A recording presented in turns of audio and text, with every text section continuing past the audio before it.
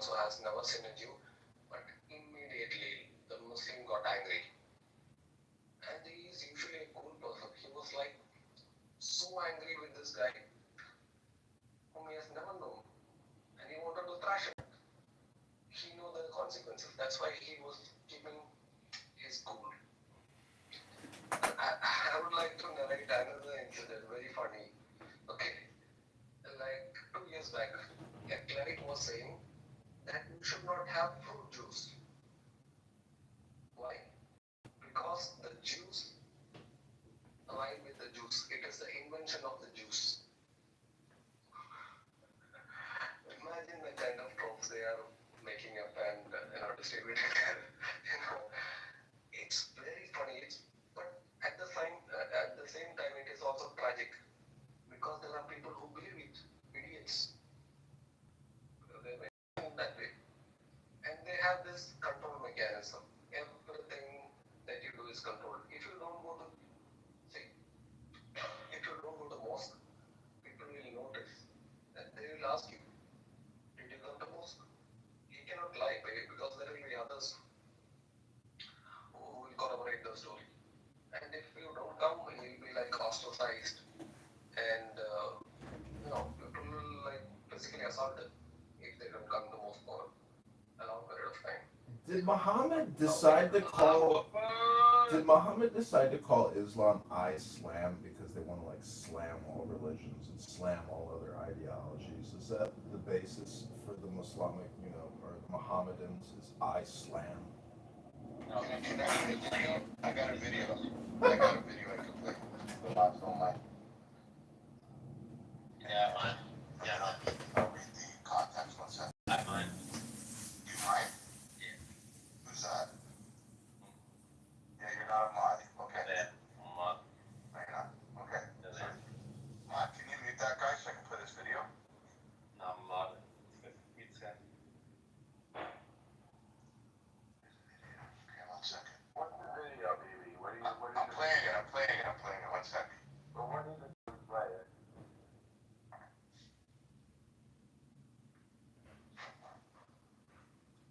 Muslims living with Hindus. Problem. Muslims living with Baha'is. Problem. Muslims living with Shiitos. Problem. Muslims living with Buddhists. Problem. Muslims living with Christians. Muslims living with Muslims. Very big problem.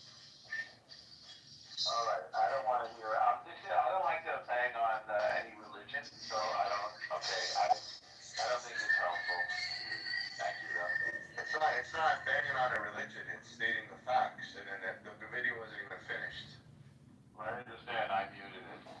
I don't want to. It is banging on Islam. You're saying that Islam can't live with anybody. No, but you didn't know that. Okay, never mind. Yeah. If you listen to the full context of the video, they leave their country to go to another country, and then because they didn't like the country they left, and then they turned that country into the country that they left. It's like a woman that getting plastic surgery all the fucking time. You can't keep her happy. Even God can't even make her happy.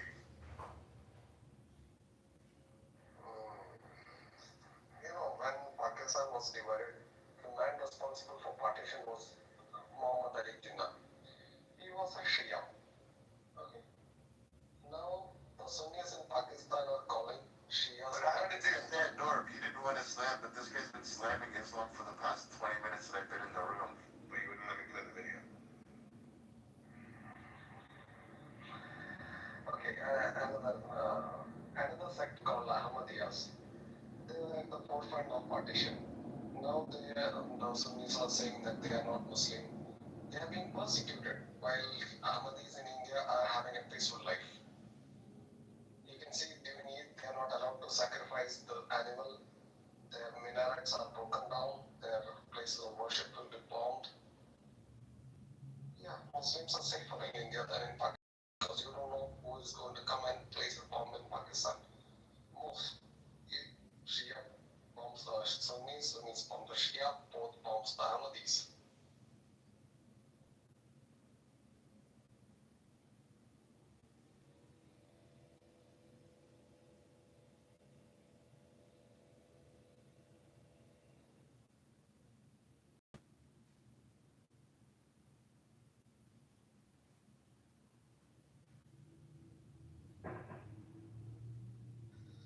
Well, Scotty has put up another rule which says the Zionist can't be reasonable or have a debate. And there is no one in the room except Scotty. Oh, there's another live going on, is there? Mr. AJ? Let me check. You know, I have one. I started an Islamic, Mohammedan, Muslim nonprofit so I could help spread the joy of Quran to more Muslims and more potential Muslims. I figure like get ahead of the curve before they control the marketplace. Okay, now can I play the video? Tobias? The Ruben chick? But it's asking that. It's BB. Yeah, you can play it, BB. Play whatever you want, man. Yeah, I'll allow it. Okay, then I'll moderate you, CBB. What's up? Thanks, and then I'm gonna read the context after because it's pretty interesting. But yeah, 1 second, guys. Thanks. I think it's important.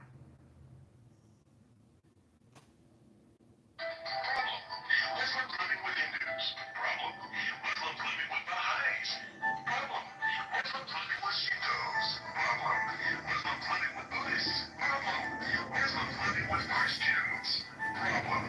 Muslims living with Muslims. Very big problem. So this led to they're not happy in Gaza. They're not happy in Egypt. They're not happy in Libya. They're not happy in Iran. They're not happy in Iraq. They're not happy in Yemen. They're not happy in Pakistan. They're not happy in Syria. They're not happy in Lebanon. They're not happy in Nigeria. They're not happy in Kenya. They're not happy in Sudan. They're not happy in Morocco. And they're not happy in Afghanistan.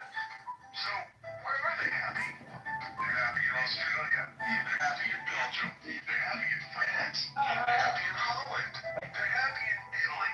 They're happy in Germany. They're happy in Spain. They're happy in Sweden. They're happy in Denmark. They're happy in the USA and Canada. They're happy in Norway and India. They're very happy in England. Loads of welfare benefits. They're happy in almost every country that is not Islamic. And who do they blame? Not Islam. Not their leadership. Not themselves. They blame the countries they are happy in. And they want to change the countries they're happy in to be like the countries they came from where they were living with.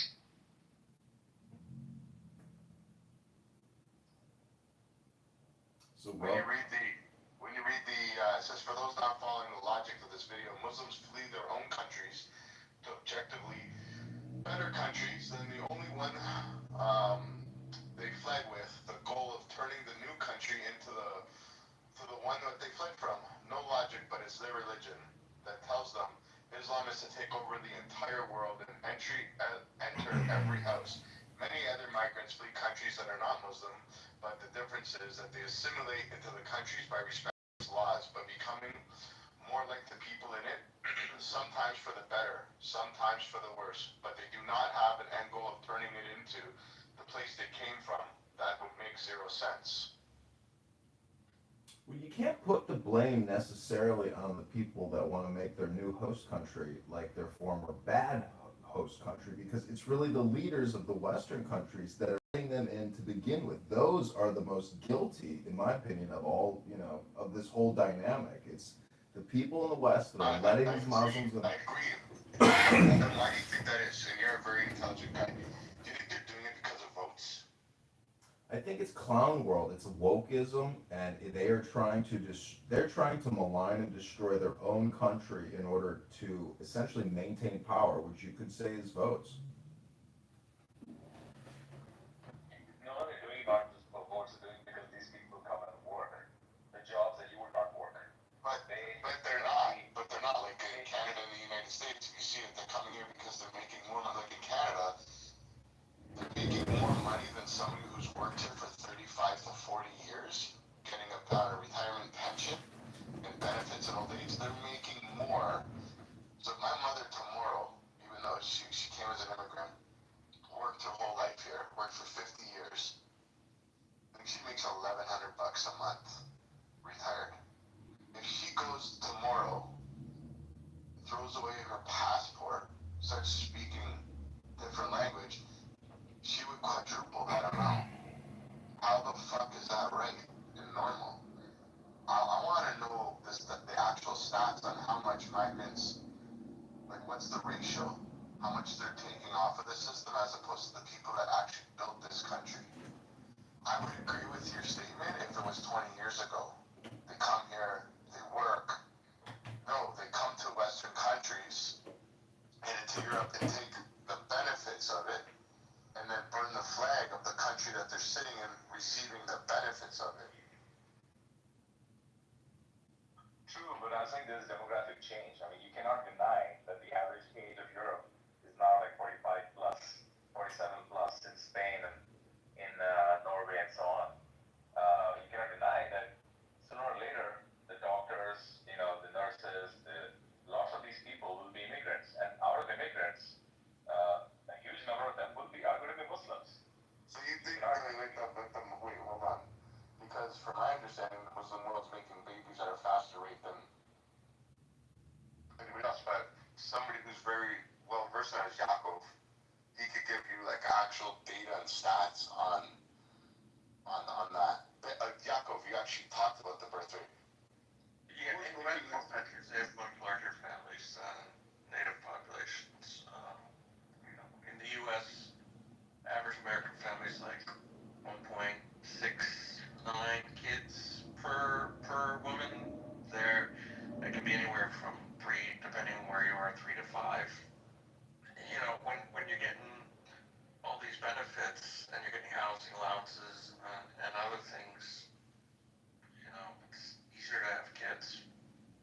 Plus, there's a built-in incentive to have children. Like they're taught, more kids equals, better future and quicker path to taking over. Absolutely. Quick anecdote. I was in a cab in the U.S. and the guy who was driving me was originally Palestinian, right, who lives in Egypt. And he was telling me, I just happened to ask him, like, what do you do? He's like, I have a business, my son's run it, it's a mechanic shop, garage. And he's like, I have a good business. I'm like, okay, cool. He's like, yeah, I have 5 kids in America, 5 sons. All of them are supporting in the business. I'm like, wow, that's a lot of children. Oh, he's like, that's nothing. He's like, that's nothing. My cousin, who's in the West Bank, has 125 grandchildren. 125 grandchildren for one man. Because he has 15 kids and 125 grandchildren. I mean, he was exaggerating, I don't know. But no, like that goes back to the average age of 45 and older. I believe it's way younger. The thing is, like, try even living somewhat of a decent life with like 15 kids and like fucking 125 grandchildren. It's like, there's no, like, if you're living in poverty and you're just having sex and kids, it's like, okay, cool, like, there's nothing to aspire to. But like, when you're living a somewhat decent life, in a Western country, like, you don't want that many kids simply because like your standards of living would be drastically. Well, why not? If the government's giving you benefits to pay and you're living better than somebody who's worked there their whole life. But the problem I see with it, the problem I see is I don't think it's the problem of having 15 kids. I think the problem is when you're in that country receiving the benefits of the 15 kids and then you burn a flag of the country that's giving you the benefits. I think that's where the big, I wake up and the median age for Muslim Americans. The median age for Muslim Americans is 34, compared to, depending on what sector you're looking at, anywhere from 39 to 48. So they are significantly younger. So 34. Actually, the best way to compare, best two numbers to compare is 34 to 48 median age. And did you hear the story from Texas where in Dallas they bought like 400 acres of land? Wanting to take it. They got shut down. They got shut down, I know, because I gave the land. Yeah. Why?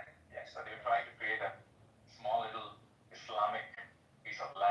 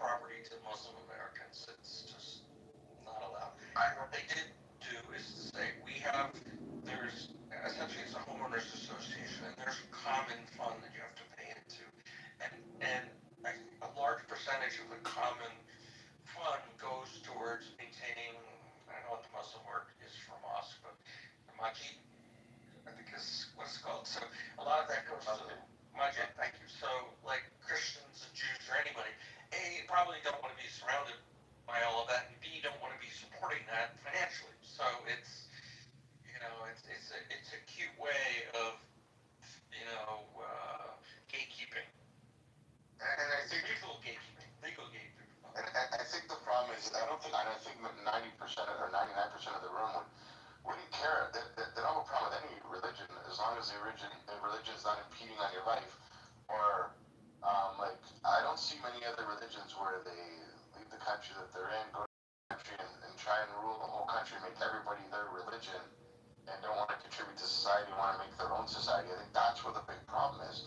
And I think the elephant in the room is who we all see. So that's where the big problem comes in. Like I Look at said, Syria and the Islamists in Syria. They're throwing Druze off of cliffs that they just murdered. I mean, it's a murderous overthrow of the governments and the locals. It's submit to Sharia or die, and you're lucky if we don't kill you, even if you do submit to Sharia. yeah, and where's the outcry? Where's the rooms? Where's the clubhouse rooms? Where's the Twitter spaces? Where's the Instagram? Where's all these rooms? Where's these protests about what's going on in places like Syria? And I think there's a huge number of places that it's going on right now. Where is the outcry? There is none. They're not. You can go to Amir's room, and he says, "I don't talk bad about Hamas." He says that's not my job. I don't talk bad about Hamas. So and he will call people top kufers, and listen. If you're an Islamist and a Muslim, like you got to stay on code. You can't break from code. Islam is a spectrum, on the extreme spectrum, there are jihadists like Al Qaeda and stuff. On the other side of the spectrum, there are people like the mayor from London, and now possibly the mayor of New York. Right? They're on the other side of the spectrum, and in between is everybody: the lawyer, the judge, the housewife having multiple kids and sharing her partner with 4 other women or 3 other women. They're all in it for the same cause. Some just directly kill you, some don't. That's it. Education does not matter. Nothing matters. Do you remember when that Sinbad or Sinbar guy got killed? The leader of Hamas, he got killed. Well, I just sent a picture of that dude to Hunter because he didn't believe that it was actually him.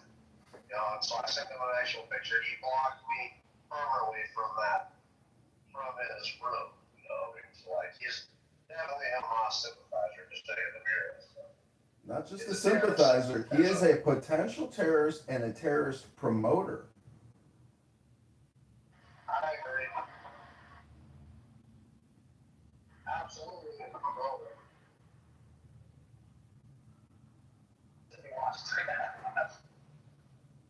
It just reminds me of, you guys remember when ISIS was like doing their thing and they were big? And you would see little groups like in Virginia and I forgot, there was little camps, and then women were also running to join and be married to them and this and that, and it was like, what the fuck? This is more of a passive aggressive way of what they're doing now. But I think it's more dangerous, way more, far dangerous of what's going on with these rooms, with these guys that are promoting and sitting back and saying, I'm just giving you the news and that. No, you're not, you're grooming. Yeah. Just as bad as our schools were grooming us for college. I mean, what the fuck are the rumors about?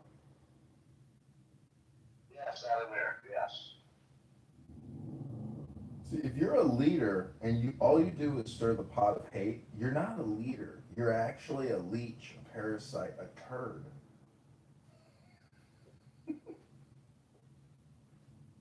Yeah, Islamophobic. absolutely. It's Islamophobic out there. Well, No, that's the problem. People are afraid to talk about Islam because they're like, oh, we're bashing. No, you're not bashing. If somebody's robbing a bank, no, but listen, that's the problem. People are afraid, right? But if we're talking about bank robbers because they rob banks, then they're like, I don't want to give bad word names to bank robbers. No, you're doing a bad fucking thing. Somebody needs to talk about you. And there needs to be more and more people doing it without the fear of being called Islamophobic. see, Sabina will say there's a difference between Islamophobes and Islamahate. See, Islamophobia suggests that you are fearful of something that you are unaware of, meaning that you haven't really truly learned that Islam is a religion of peace and harmony and balance and stability. So you're accused of being fearful about something you don't know anything about. And when you attack Islam, you're called an Islamic hater. So this is all just political reverse psychology, and it's absolutely ridiculous. And you should be concerned not just about the religious aspects, but you should be more concerned about the political ambitions. It's a political movement primarily, and deals very little with spiritual, psychological issues with regards to peace and balance and stability and harmony and love and law. It's political. It's a political movement to control you, to usurp your rights, your constitutional God-given liberties, with a new set of rules, which is the final revelation, the religion that culminates the Abrahamic religions and summarizes it in a brilliant new flash of political ideology. Wow. Garbage philosophy, ill-treated philosophy, worshiping dead is not as bad as the Western philosophy. Agreed. See, if they were more intelligent, they would actually be reading poetry and doing taqiyya by giving you maybe the fruits of Islamic scholars like Rumi. And because that is a great book, but again, it deals with psychology. That, to me, I've read Rumi many times. It's the only intelligent thing I've ever read that has come out of the Islamic world, and it was Persian. It was not, Arabian.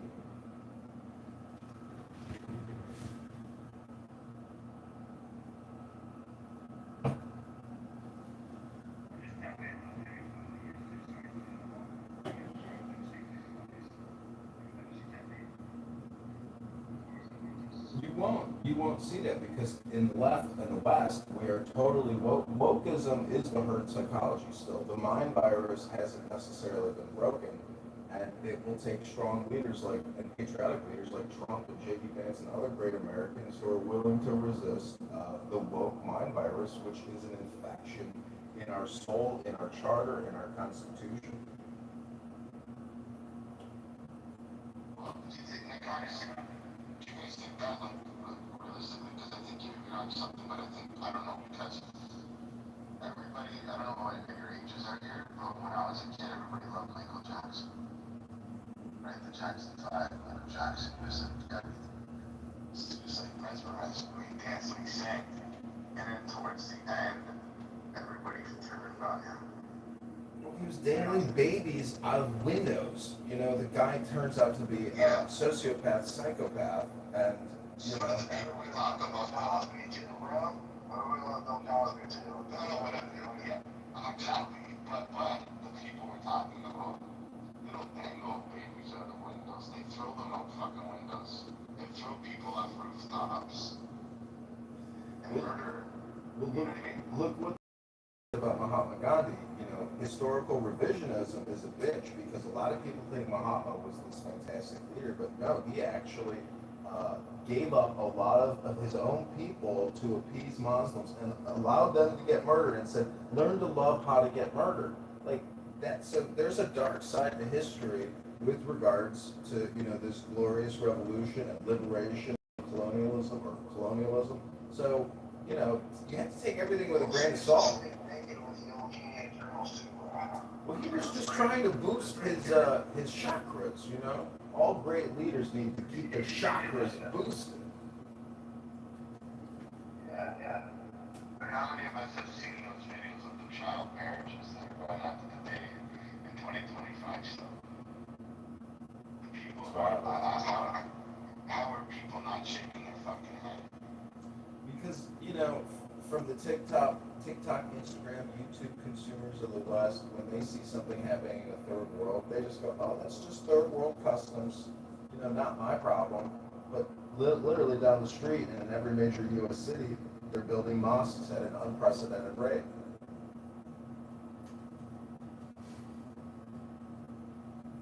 That's the culture.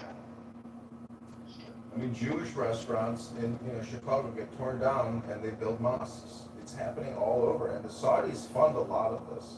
There's a lot of criticism in America for Israel and other countries, but you don't ever hear these complainers talking about Saudi Arabia or Syria or Yemen or any of these places where the virulent strain of Islam exists. And meanwhile, we're importing it into our own major cities and even rural towns. It's an invasion. And, you know, Trump is just the man to stop it. And he is stopping a lot of this Muslim migration. Yeah, absolutely. He's the man because he just took the $50 million Qatari plane. You know why he took that plane? Why did he give it to him? You have any idea?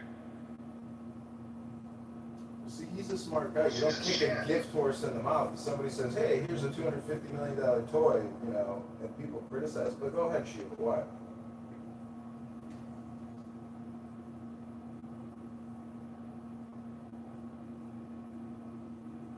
I mean, the biggest sponsor of terrorism in the world is Qatar.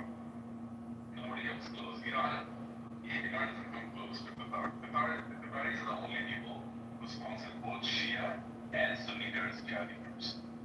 Okay? And the Qataris have a huge American base protecting them. The key leadership of Qatar is being protected by the American military. Can you imagine what you're doing there? And to take a gift from them for $250 million, that means I'm making peace with you. I'm not going to touch you guys.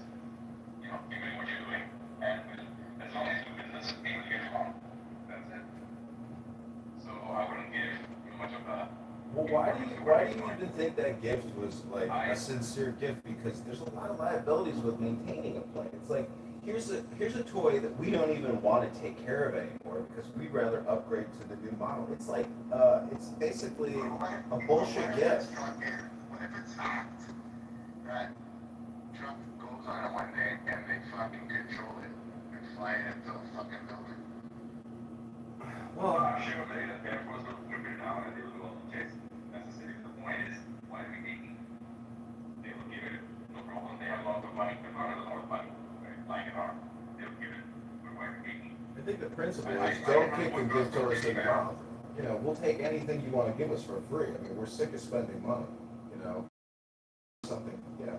The point is, it's a fucking insincere gift. It's a stupid gift. But the fact that the media blows it up and claims that he's violating emoluments and that he's taking a gift, it's his gift, it's going to go to his presidential library. It's like, fuck off. Like, you know, keep your stupid fucking plane. But, you know, the thing and the principle is, oh, you want to be nice and give us something? Yeah, sure, I'd love to take your gift. You don't kick a gift horse in the mouth. I mean, we're tired of paying for everything, and why the fuck not get so much out for free? See, you take this, you're all like, No, I mean, you make a good point. I mean, I think before they abandoned Afghanistan, they should have torched and destroyed every single piece of military equipment that they left there. To leave the Afghanis with U.S. military weapon systems to make them into a strong army is fucking mind-boggling. Mind-boggling. Yeah, that was certainly just not, I mean, we did make them an actual legitimate military, and, you know, we didn't, as citizens, we didn't, like, you know, we didn't want that shit. I think most of us wouldn't even want to be in Afghanistan on either side. And Donald Trump, you know, he would have been power when this happened, you know, with Joe Biden or Joe Biden. The fact that Yasser Arafat's daughter has $3 billion, $5 billion sitting in crazy banks, and a lot of that money came from donors around the world or USA. You know, American leadership is schizophrenic in their decision making. They support both sides of wars. It's like, pick a side, pick your allies, but don't support everybody and give everybody American taxpayer, you know, funded items. They're probably able to take back, John. That's why they're doing it, bro. You're just answering, like, why would that seem so insane? Why would they be doing it? But they're obviously able to take back and get rich off this shit.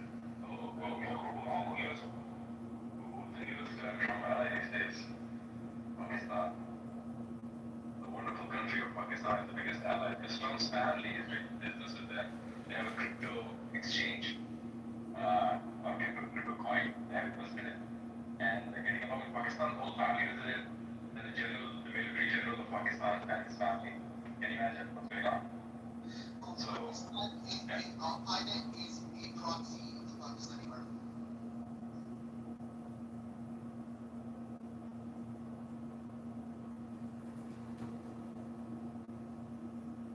Yeah, I mean, Trump's sons just issued a SPAC which is basically a blank check IPO, I think, for $100 million, so they can make an acquisition. It must be nice to go to the market and be like, hey, we want to start a business. We don't know what business it's going to be yet, but if you could maybe lend us $100 million, we would love to take that money and buy up somebody else's business.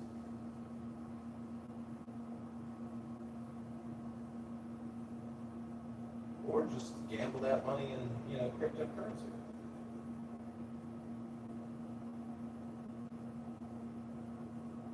So yeah, I voted for Trump, don't get me wrong, but I don't know, it is not.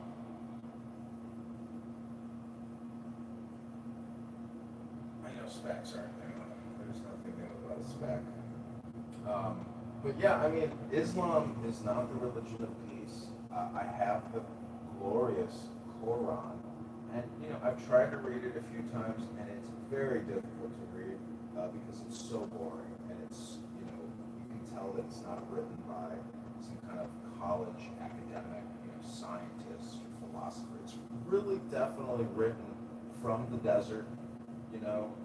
But I have heard in some circles that at the time, the Jews were actually happy that Islam emerged out of nowhere because it was a political movement that was used to fight Christians. And many Jews felt that they were persecuted by Christians. So now there was this third party which was waging war against Christians, Christian kings, and Jews were supposedly happy that there was new force fighting their own persecutors. So, but now in 2025, I think that type of opinion is relevant. Islam is so devious because it mixes law, politics, and religion into one. With no differentiation. I mean, the beautiful thing about America is we have separation of church and state. There's no government religion. So, when you merge religion into a government, that's like total mind control. There's no liberty or freedom there to experiment with new ideas. It's either submit or die.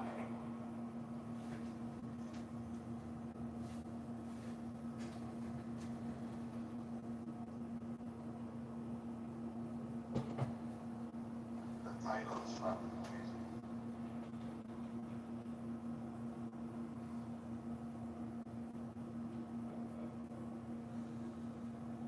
So who is the supposed Jewish ghost that wrote the glorious Quran?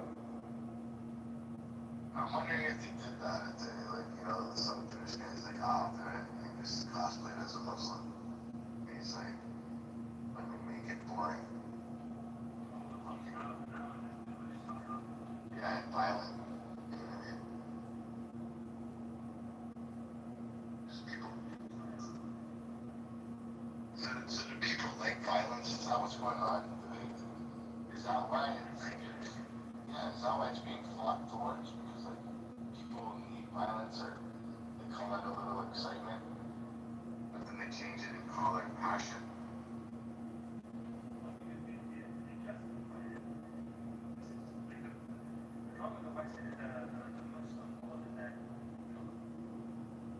When they hear the resistance against the West, actually sanction it, and to whatever degree, this is oh, Hamas or 9/11 goes down, and these people. Yeah, but isn't there some Arab Muslim countries right now that are totally against Hamas? And people are ignoring them and saying that they're not Muslim countries now because they feel that they're traitors. They're not doing it because it's Saudi, Qatar saying the Hamas released the fucking hostages already.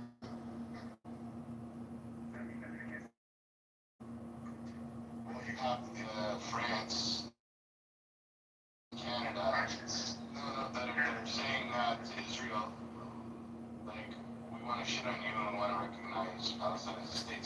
So you have countries that aren't Muslim countries that aren't talking the same. Hamas released the hostages, but you have Muslim countries. Okay, that's honestly, that's dumb. So Canada, France, country.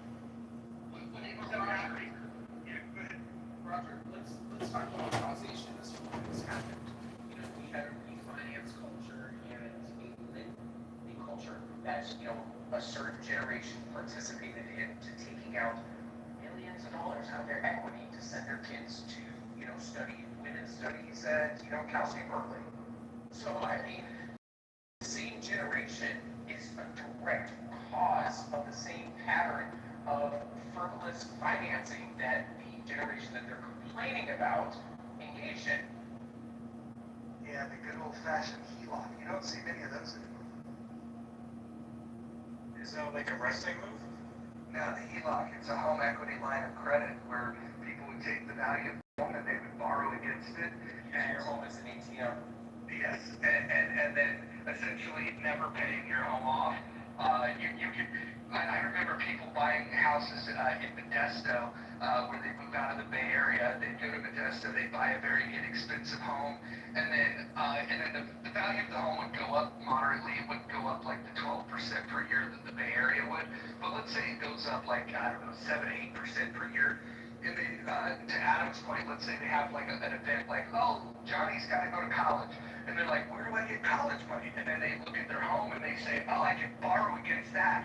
And so then they borrow like, against the value of the home. And all, they're not very good at math. I mean, yes, it's a source of income, and if you wanted to use it, you could. And I think you should be able to. I don't think it should be hard to get a home equity line of credit, and now it is. But it's not a wise move, because the whole point of property ownership versus rental is to be able to have this asset and use that asset to pay for the education if that's what you wanted to do. It's just a really fucking bad idea, because basically what you're doing is you're helping a kid get a degree that they're probably not going to go into the field of anyways. It's like 80-something% of college graduates don't go into the field that they studied in. So you mortgaged your fucking house for nothing. Like, Not even just that, Mojo, but like the same generation raised a culture where loans, lent are otherwise forgiven. So a lot of these kids have not produced a positive return on their parents' investments. They're not taking their parents in, when their parents are getting sick. They're not, showing up and mitigating certain costs of their said parents aging in place. They have just taken, and have given nothing back in return. So to your point, when you actually, take out a home equity line of credit, and you're paying interest on that, by the way, and then your snot-nosed kid is only taking, and not giving anything back, I mean, that's a really shitty investment. I mean, wouldn't you say, Mojo? I would say it's a terrible investment, and you also got to link to the title of the room: small government, big government, no government. When you look at the cost of an education, it's directly caused at this point in time because of the involvement of the government backing loans. When the government got into the business of backing loans, the lender said, okay, I don't have to worry about credit worthiness because the taxpayer is going to back it up. So give them the loan that they want. Once the institutions learn that, hey, these people are qualifying for bigger loans and more people are qualifying for them, we should raise tuition prices. And then the lender has no objection to lending lots of money to anybody because the loan is guaranteed. And the institutions are like, hell yeah, they got a bunch of fucking money that they were given from the taxpayers. Tuition is going up. And so if you want to fix the price of an education in the United States, you gotta get the federal government out of it. And if you think that's bad, wait until they do the same exact thing with medicine. Yeah, I remember like when, lately, when, the Trump, not just Columbia, but other universities, and realizing, like, not just the endowments, everyone knows, like, Harvard has, like, several $1 billion endowment, like, this business money sitting in the bank. But just, like, the amount of staffing they have versus students, and, like, how much they charge, they pay professors, and I don't know, the whole thing just, the government's like subsidizing a huge portion of it, or some portion of it, whatever portion it is. Yeah, so like what's the incentive for the university to lower the cost or lower their tuition. It makes no sense. Because if people are going to keep paying and the government's going to keep subsidizing, why not, right?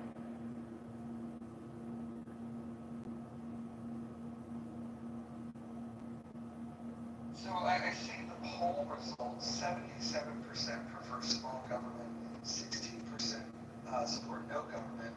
I call that the spirit of Bima that is still with us. And then 8% prefer big government. I'd love to hear from the big government people. Like, what do they mean? Like, why do they prefer a big government? Like, why is that a benefit? Love to hear that. Well, it doesn't always come down to the belief that this fiat currency bubble supply system is infinite, and therefore we're just mean and nasty people who want to be fiscally prudent, that there's enough. It's all artificial control. Well, I think those are the people that have bought into a particular lie, but I also think that there's plenty of people that are just stupid. I would say it's the no government are the people that I question and look sideways at, because if you have no government, who's going to protect you? Like, I mean, I want you to think of this. I promise you, that, like, there is no rules, and we just had, like, whatever goes, whatever you may determine, and, you know, we're going to call it the service there. It didn't work out for no government housing grants either. I do recall in history that it never worked out well for them. So, I mean, you're going to have someone like me who will have no problem conquering you. I'm not that kind of nice guy. I may have, I'll just take your stuff and leave you for dead. I may decide a whole different type of government. I'll make sure you're in a government. It'll just be one of my choosing. And you'll end up facing the consequences. And see, people don't realize, like, government protects you from fires, wildfires. What are you going to do? And you imagine everything's going to be utopia. You're not going to have, like, a government entity come in and save you. You're not going to have rescuers come in. How about your heating supply, your electrical supply? You need no government there. Like, you need those things. You need an infrastructure. You need railroads. You need grocery stores. You need all that. Private market may or may not take care of it, but if there's no government, private markets private companies aren't going to build to the extent that they're going to, because there's no protection for them. They also require protection. They need to make sure that they're not going to be robbed. They need to make sure that they can safely set up shop in an area.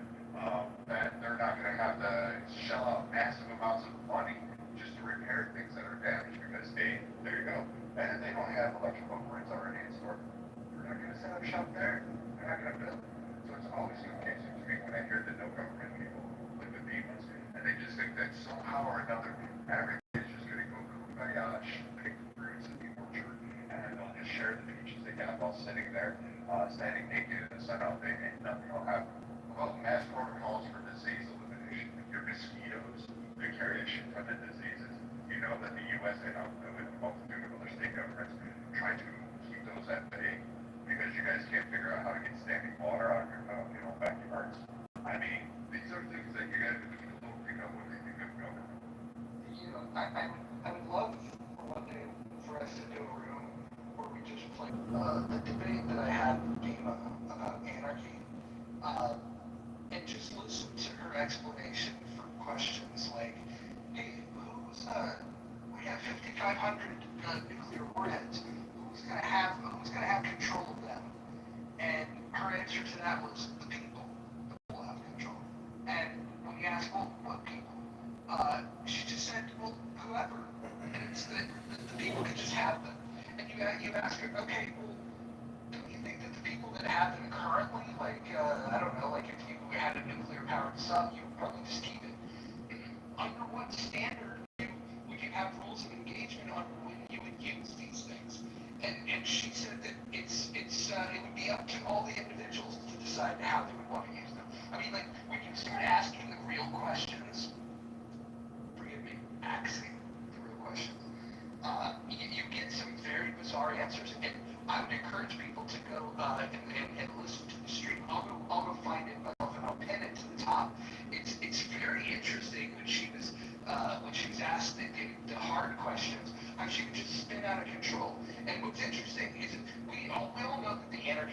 ever fucking take over, it's far more likely that we get a tyrannical government than no government.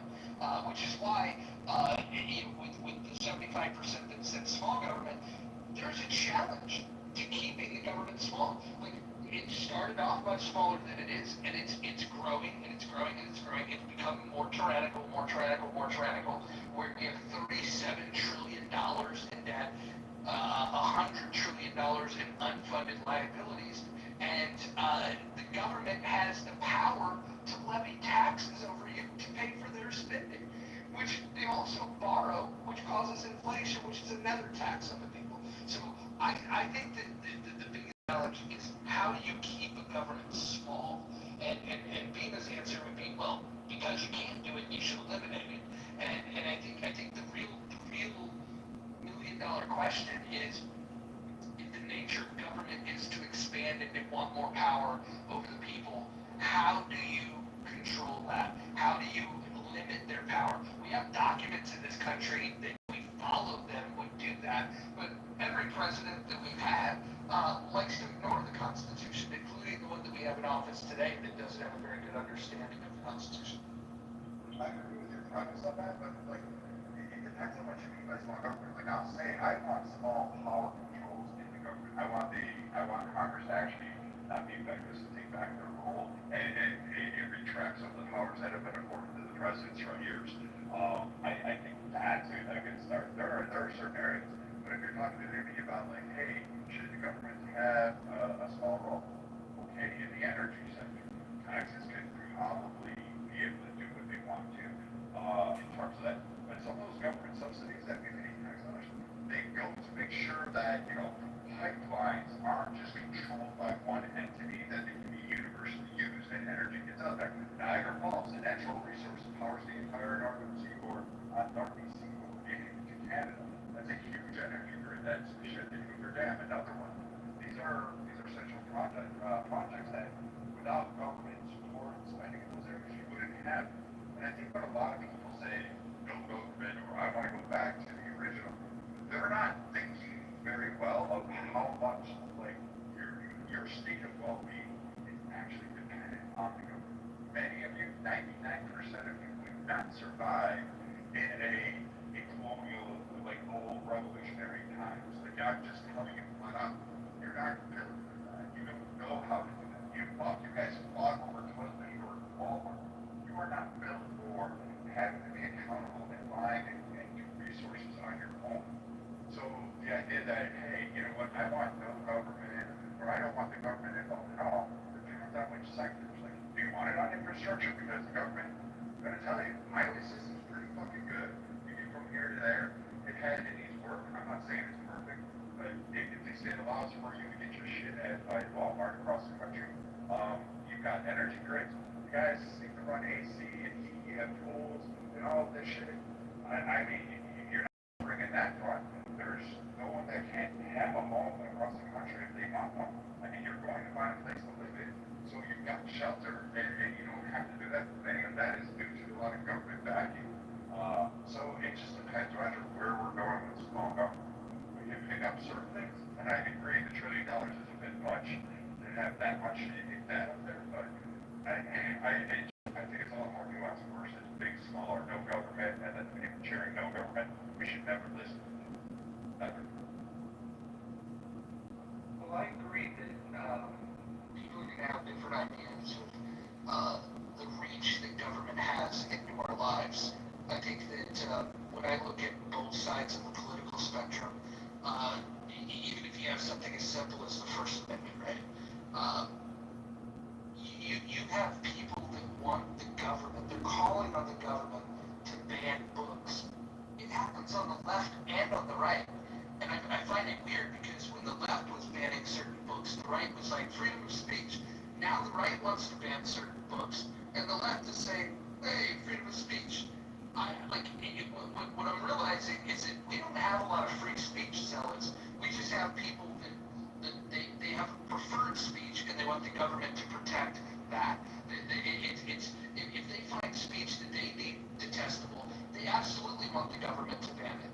And so I don't know how we solve this problem other than to recognize that by people having the right to freedom of speech, that means that they're going to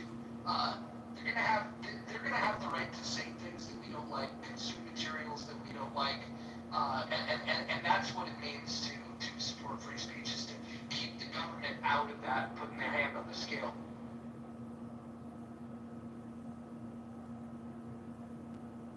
Who says the richest 1% owned more wealth than the bottom 99%? Look, it points to the Gilded Age with extreme wealth inequality. I don't care about wealth inequality. In fact, I think that when we see wealth inequality and income inequality, it's a sign of a good economy. Where you have a large concentration of wealth, you're going to have wealth disparities. I want wealth disparities. That's my evidence that there's wealth. You know where there's not wealth disparities? Where there's not a lot of wealth. And so, I'm pro wealth disparity. And by the way, this idea that the richest 1% own more wealth than the 99 combined, I'd like to see a source on that. I don't buy that. A lot of people will take this information into present day, and they'll say, oh, the rich get richer, the poor get poorer. It's not really true. The poor have gotten richer, and actually now the poor have a free ride. I'm definitely in the camp of instead of eat the rich, I want to eat the poor. I don't know why people prefer being poor over being rich. I want people to have more money. So I'm on a crusade to cause the poorest Americans to pay more in taxes. I think that they need to pay their fair share. 97.7% of all federal income tax is paid by the top 50% income earners. The bottom 50% income earners pay 2.3% of all federal income tax. It's time we change that. No free rides. The poor need to pay higher taxes.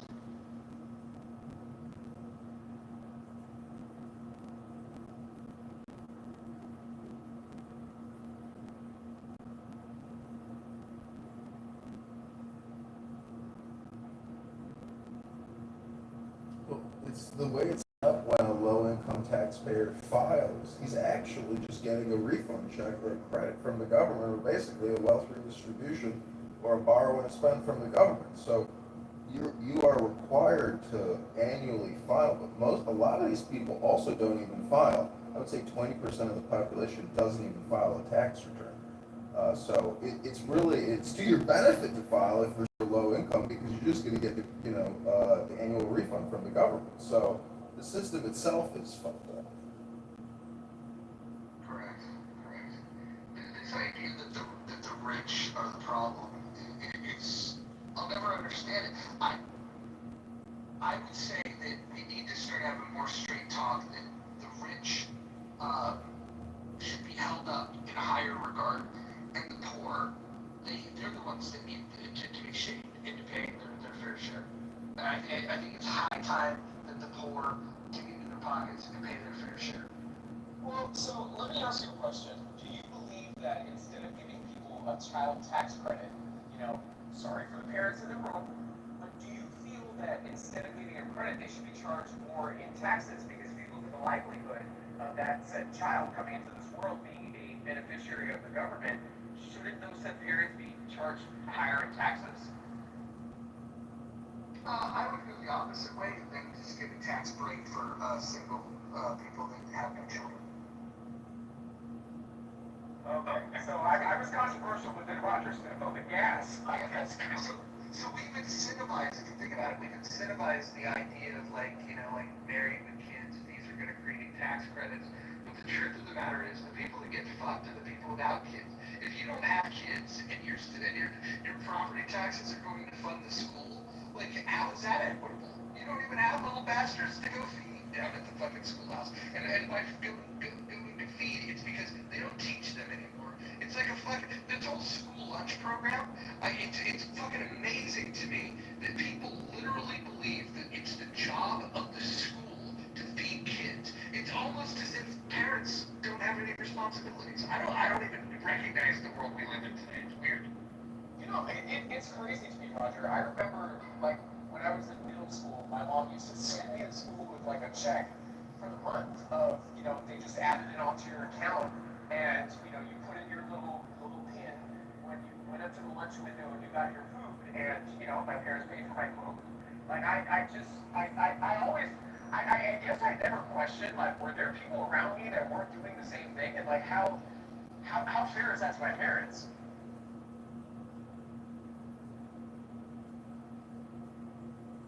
What if you selected big government? What do you mean by that? I just wanted to troll. I would argue that Social Security is big government. So let me ask you a question, Roger. Do you feel like Social Security at this point, given the cost of living, do you feel like that's helping anybody that lives independently aging in place? Because that should be the goal, right? To live independently aging in place. Is it helping them? There's no doubt that if you have someone that's aging in place, if you took that check that they were depending on away, that they will be in a worse state. There's no doubt about that, right? The question is, what would be a better system? And there's far more efficient systems. And maybe if we just got honest about what Social Security is, if we look at the fact that it's dependent on fewer people collecting and more people paying in, right?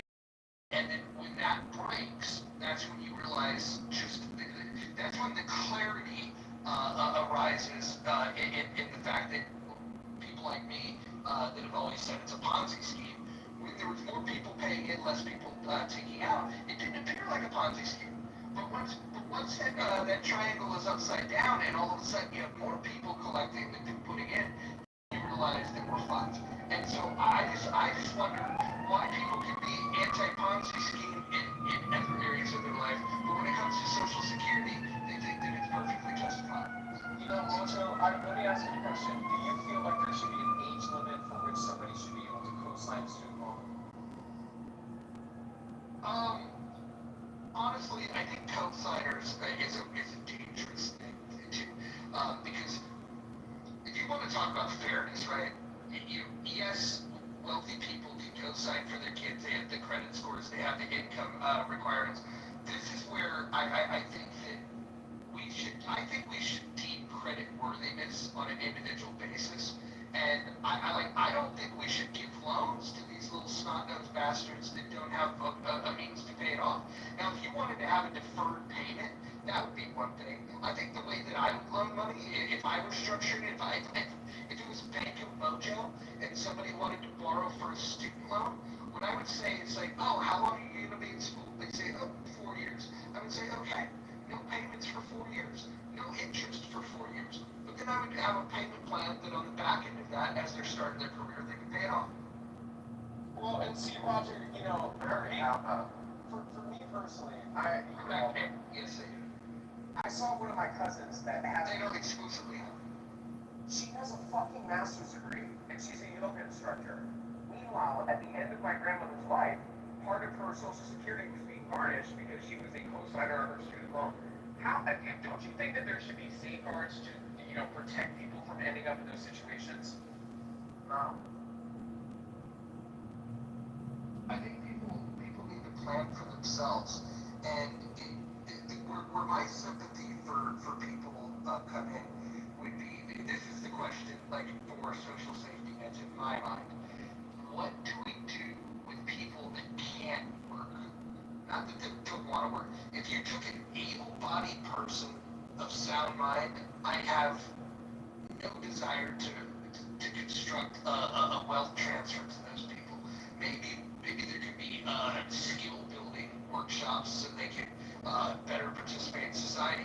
But the real question comes down: what if somebody's mentally ill, or what if somebody is physically disabled, and the limits of what they can do, and their ability to be able to produce for themselves and sustain themselves? What do we, in a civilized society, do with those people? Now, there are some people that, for efficiency's sake, would say, fuck them. I can't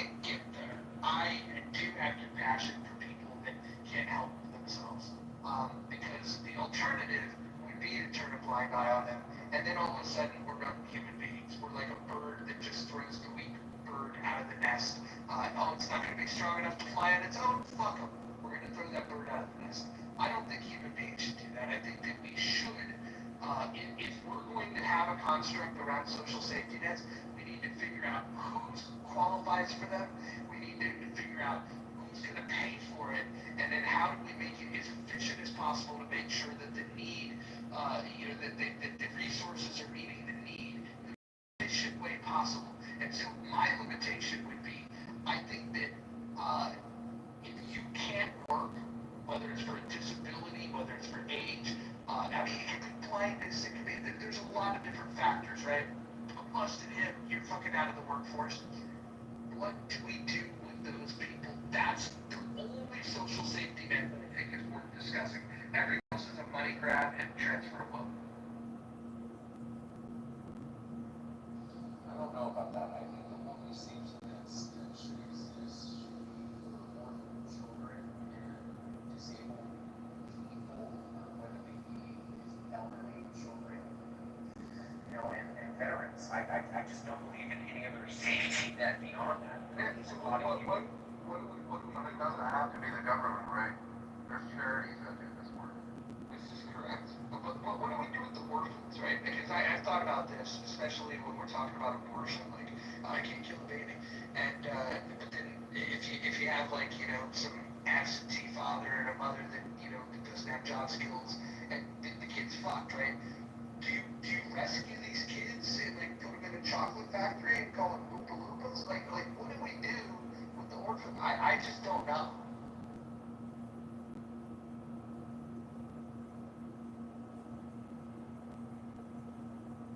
Well, wouldn't it then be at that point, there's a lot of couples right now that are unable to have children for medical reasons. They can adopt them out to those families if they meet certain conditions. Well, we've made it very difficult to adopt in this country. We've made it very expensive to adopt. And then what we've done is we've got this temporary foster system where the worst of the worst people look at children and bringing children into their home as this money grab. The foster system, if anybody's familiar with it, it's fucking terrible. It's broken. And then the people that legitimately desire to have kids and can't have them for whatever reason, or decided, hey, there's a stockpile down at the shelter of dogs. I don't need to breed dogs. I can go get one from the shelter. They would think of human beings the same way. But nobody wants to make that system easy. If I wanted to go adopt a dog, all I have to do is go down there and pay the adoption fee, and I get the dog. That's it. That's it. They ask a few questions, right? But you answer it, like, do you have other dogs? Yes. Are you allowed to have dogs here? Yes. And that's, you need to be sure that you're not allowing pedophiles and other weirdos to grab these kids. But we have far too many rules on adoption, and if we're gonna make sure that abortion is illegal, I think that we need to figure out what we're gonna do with these kids. What do you think we should do with them, Adam?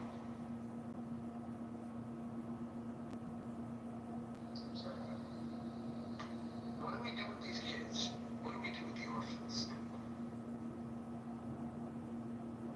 Well, I think that, a lot of the reason why a lot of people don't adopt is for the simple fact of the process. And, the legal process that they have to go through. I feel like if anything that should be subsidized by the government, it should be facilitating people successfully getting through that process when they otherwise have demonstrated that they're able to afford, supporting these children.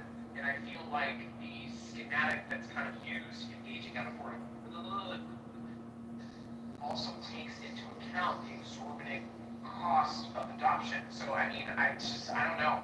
I feel like, the red tape, in terms of the overall cost, I feel like it needs to be streamlined and it needs to be brought down. Now, again, I think that every person that, adopts a child should go through a DOJ interpol and, an extensive background check.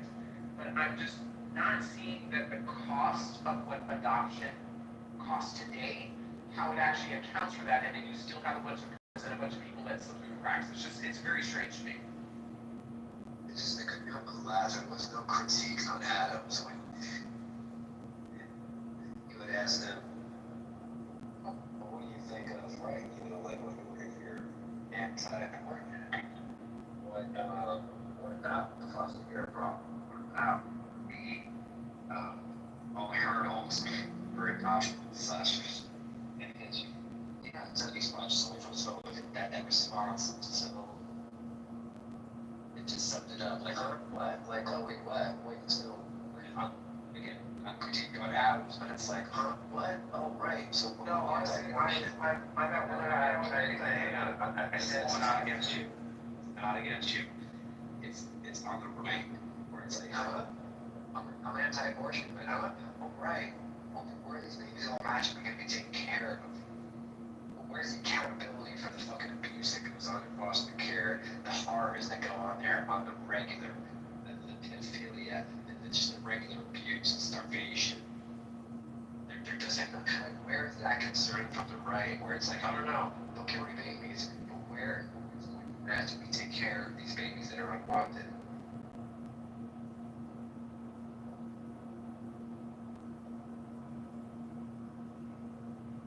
Well, I mean, right off the bat, I mean, America needs children. We know this. So, you know, these are very easily fixable situations, and for some reason, there's a reluctance, not even an observation of the Constitution or people having, you know, complaints about, you know, a lack of rights. For some reason, the system continues to remain broken. So, I mean, I come to the conclusion that America hates children. Like, it absolutely does. Like, if you look at the policies that America has laid out to the detriment of children, all the way down to abortion, like, I don't know. I just feel like this country hates children for some reason. It's very disgusting.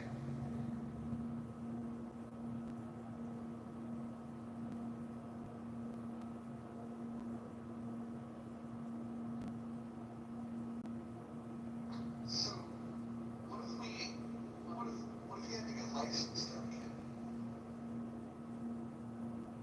Well, if you're talking about, you know, adoption, technically, you are.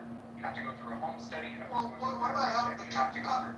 How about having the kid in the first place? I mean, like, we made sure that somebody knows the rules of the road before we allow them to drive.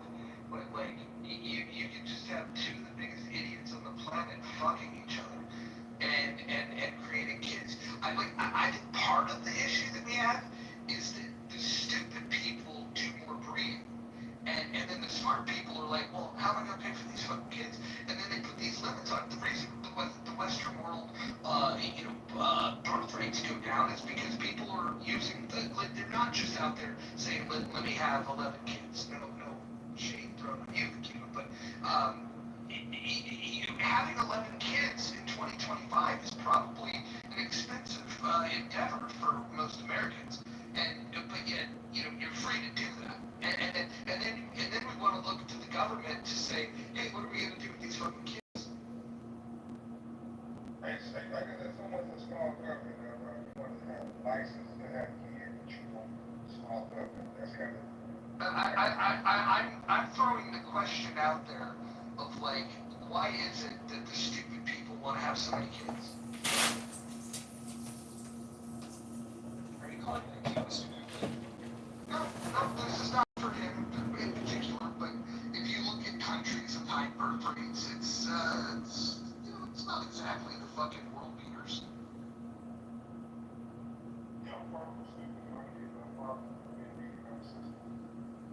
You know, Kima actually had a This is very. not shade on Akima.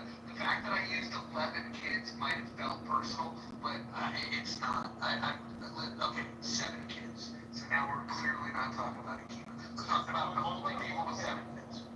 So if you want to look at like retirement and support strategy, Akima got it covered. Not only does he have a lot of kids, but his kids actually do exceptionally well. So I mean, if you look at 11 kids and $1,000 a month, you know, for their parents to age in place, I mean, I feel like Akima's probably gonna die at one of those places where the Kardashians send their grandparents. Like, I mean, if you look at it from that perspective. Do you guys worry at all that MAGA Republicans are having kids? Yes, daily. It disturbs me that Marjorie Taylor Greene has children. But aside from that, I really don't feel like MAGA is, exceptional. Just, being of the utmost concern and reproducing. Sorry, well, I've never had that on MAGA. Well, and serendipity, with all due respect, you're not going to get pregnant having sex up against the wall. The semen's going to drip. I don't know. I had 5. I'm pretty fertile. Yeah, but you weren't doing the up against the wall back then. Even conceived standing up. No, but the last one was definitely conceived upside down. Well, that would be, consistent with science according to Rasher's theory. Yeah. I knew I was ovulating that day and I wanted a baby.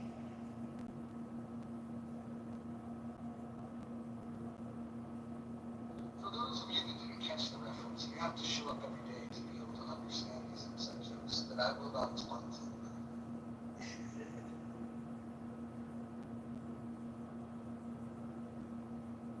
Dr. Jordan, tell me about the animal community. What do they do with if an animal has too many offspring? Is there like a social safety net in the animal kingdom where they say, hey, we need to take care of the weak animals? What do they do in the animal kingdom?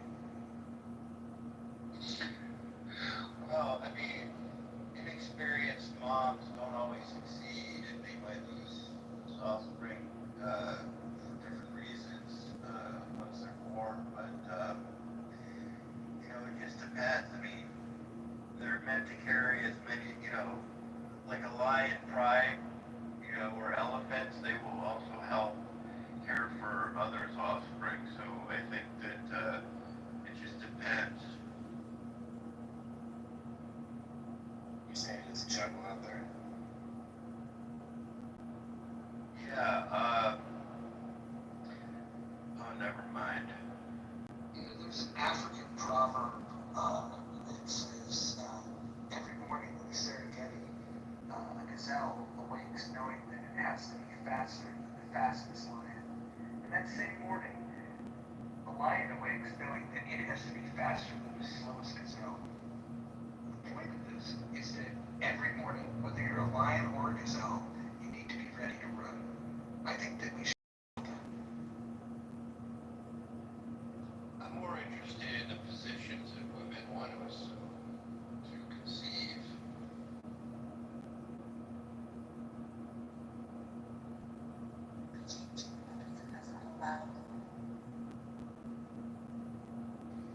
Kind of sort of made me a little bit sad. I think that what they're talking about, and those throwing darts at it, is scarce resources. Someone asked me about the Grizzly Man. I used to serve on the board of Grizzly People. I'm happy to talk about. We should tell a Grizzly Man story and find a parallel. Yeah, well, the Grizzly Man was a bad example. A friend of mine who worked for Alaska Fishing Game once likened me a little bit to Grizzly Man because I used to showboat and do things, but I guess because I was credentialed, I didn't get as much easy as Grizzly Man, who incidentally made a fortune doing what he was doing, but he would take a different woman up to Alaska every year. I don't know what the nature of each relationship was like if he, was sincerely into them or whatever, but he would take them up every summer. And maybe it wasn't every single year, it was a different woman, but close. And I don't know, that was like, he felt like he was in his domain, and so that he was showing off. So it was kind of a really tragic story. Grizzly Man documentary. That Grizzly Man? Timothy Treadwell, whose story was featured in Grizzly Man, the movie. Okay, because I thought that the other name guy just tragically not only him, but his brother, or anything, right? His girlfriend or ex-girlfriend working from home. No, it was caught on audio, and Audio, but I refuse to listen to it because I have enough trauma in my life. Would you say that was narcissistic for him to think he could live amongst 100%. 100%. I know the whole story very well, and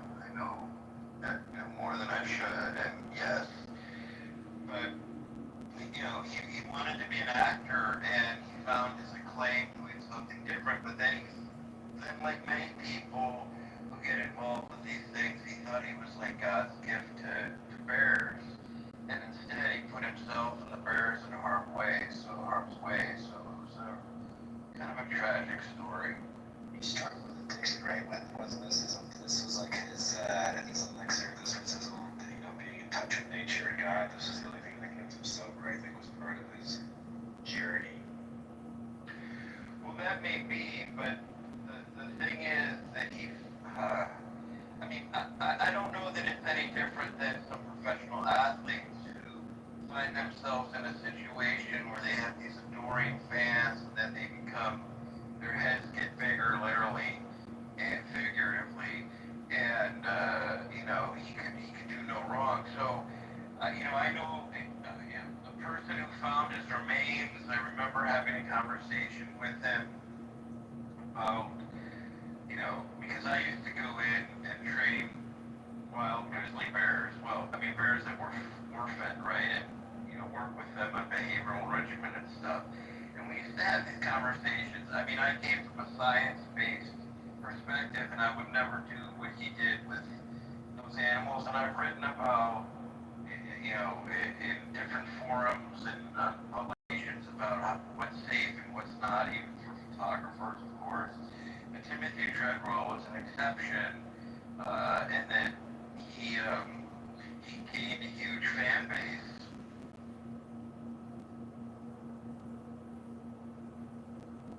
And I think the footage that he took away over the years was very useful, but he didn't follow the rules. And you begin to think that, you can get away with this or that. It's a whole kind of psychological journey that people go on, I think, in these, when you're with wild animals, unlike an inanimate object, like a race car, right? Like if you're race car driving and you get a thrill out of it, but there's an allure in working with dangerous animals and you think, you're safer than you are. So, I don't know, I'm not talking.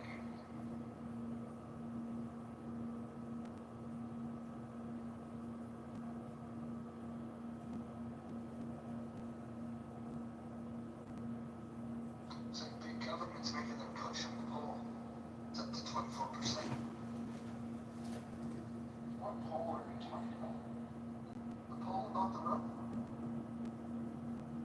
Oh, they're still on the wall. It's been there since this first started.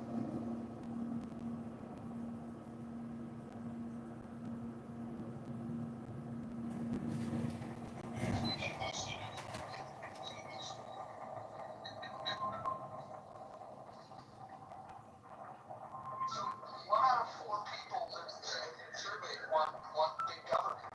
It's amazing. Got a lot of wind there.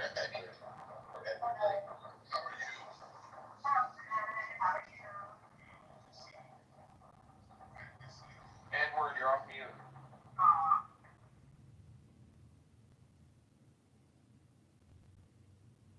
Yeah, what's up with that, Randy? How come these polls don't add up to 100%?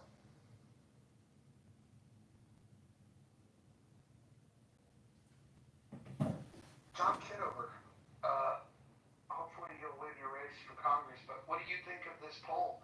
Are you surprised that only 60% want small government? Well, I just asked Grok, can you please give me the top 100 line items in the annual budget of $7 trillion? So if you really want to know what big government is and what all the borrowing and spending is funding, you should probably know what the top 100 line items are in the annual federal budget of expenditure. And so it doesn't surprise me that a quarter of people are communists, socialists, Marxists, redistributionists, high taxers, because a lot of these big government people want to eat the rich, destroy the rich, and that's really the hand that feeds all of society.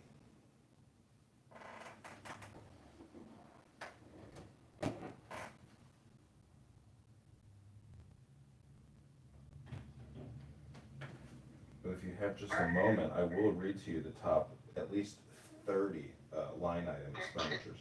Can you give us the top 10, start with 10 and work it to number 1?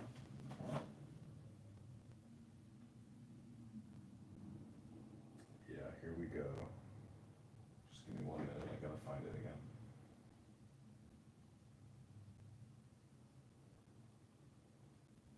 Capitalism is good, bro. Fact is, I think it's the best. I think it's the best idea that human beings ever come up with.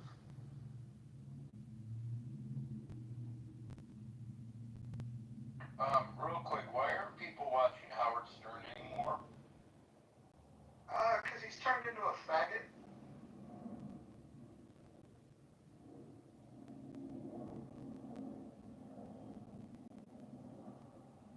I could use that word.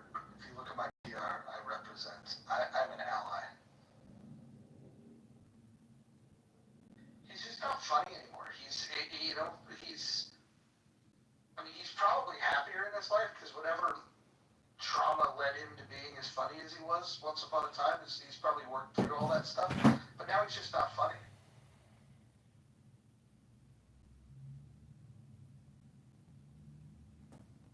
Somebody says that he wears a wig. He never evolved.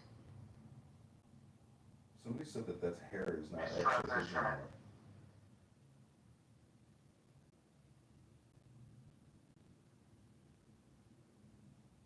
Well, he did do the blackface comedy routine with that famous African American comedian actor. So, there was a time where you could be sensational and try to be funny with race play, but those days are over. I mean, As the only Jew on the stage, I think, I can tell you that we're all traumatized. If there's a Jew who thinks that they don't have a history of trauma, then I think we need to kick them off Clubhouse because they're lying.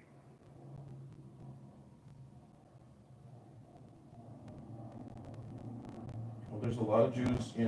My father's a Jew, my uncles are Jews, my aunts are Jews, my cousins. And they came over in 1900 on a boat and went through Ellis Island, and they all made a big success of it.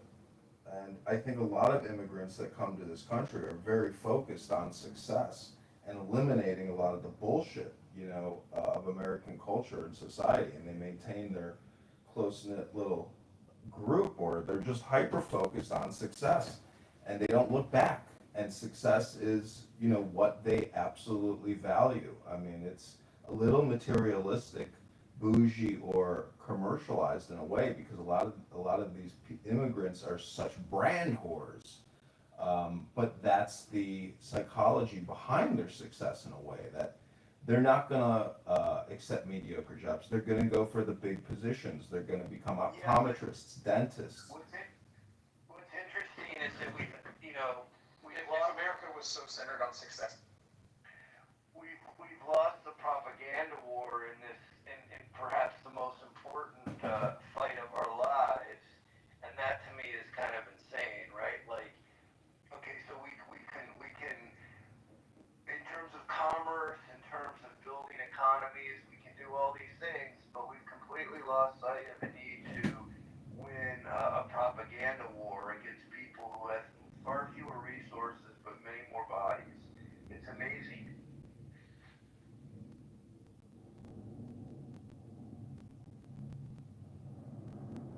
John, wouldn't you say intelligent immigrants coming to America look at success differently because they look at America not the same way some citizens look at it?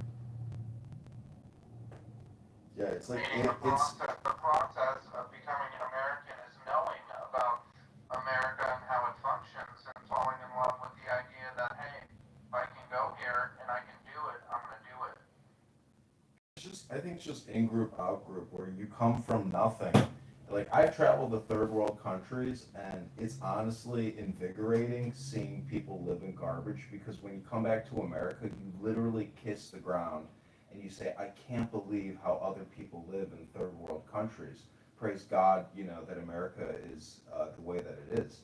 So when you come from shit and arrive in a golden palace, that feeling like stays with you. So there's no like degradation of your ambition. It's 100% all the way. I'm gonna go to college, become an accountant, a CPA, an optometrist, a surgeon. Like, you're gonna work your way into the highest paying fields. And that's why when you go to your doctor, you're usually greeted by Mr. Patel or Dr. Patel.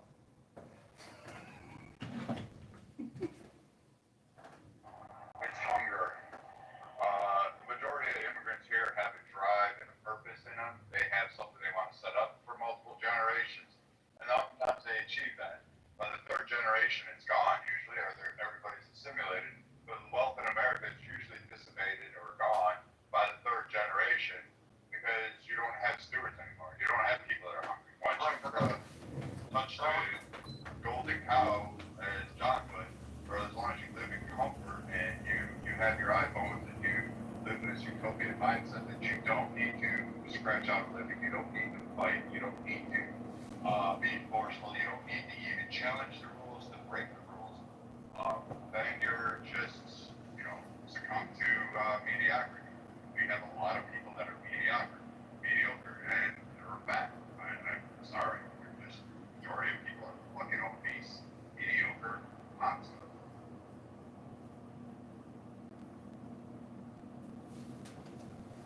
I don't know if anybody's watching this, but Ron Paul is having his 90th birthday barbecue live on X Spaces. John, I was invited to that, and I have to tell you, the last time I saw Ron Paul at the Reno Libertarian Convention, he didn't look good.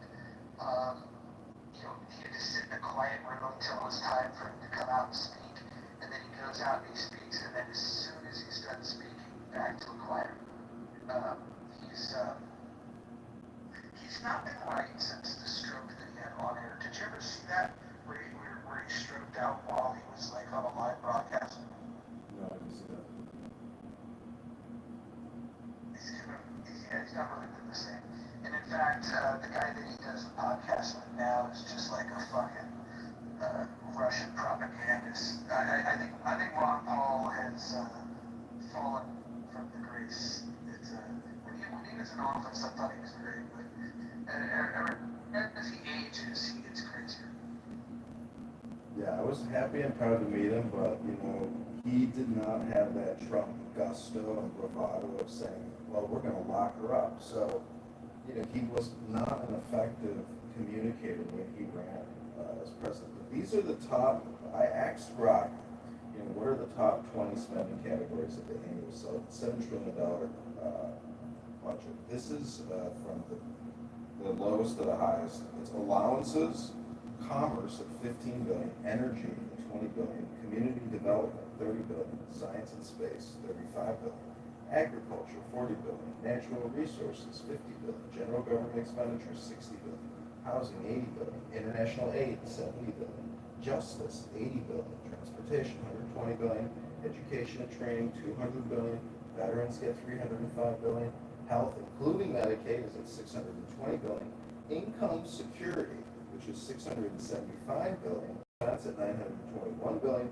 net interest $928 billion, Medicare is $1 trillion, 1 trillion 11 billion, and Social Security at $1.4 trillion annually. Now, that's not that doesn't seem totally accurate to me, but I think it's like a good index at least. So that feels like 2023 numbers.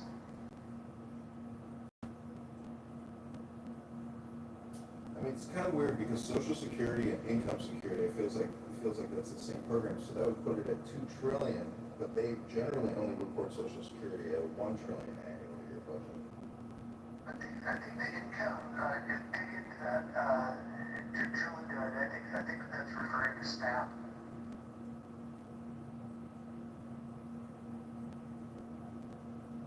Well, another way to read SNAP fall under agriculture is part of the agricultural programs. Well, it's got a cash component and it's got a food assistance, so you can actually get cash or food credits. Why do states individually manage the disbursement of these programs as opposed to the federal government administering the disbursement of these programs? Well, a better question is, why do we collect it to centralize the place, pay huge administrative fees, then disperse it to the state for additional administrative fees, only to trickle out pennies on the dollar for the benefit. I mean, we have created the most inefficient system possible. Like, even if you are pro redistribution of wealth, like, at least be good at it. At least distribute it with less administrative costs.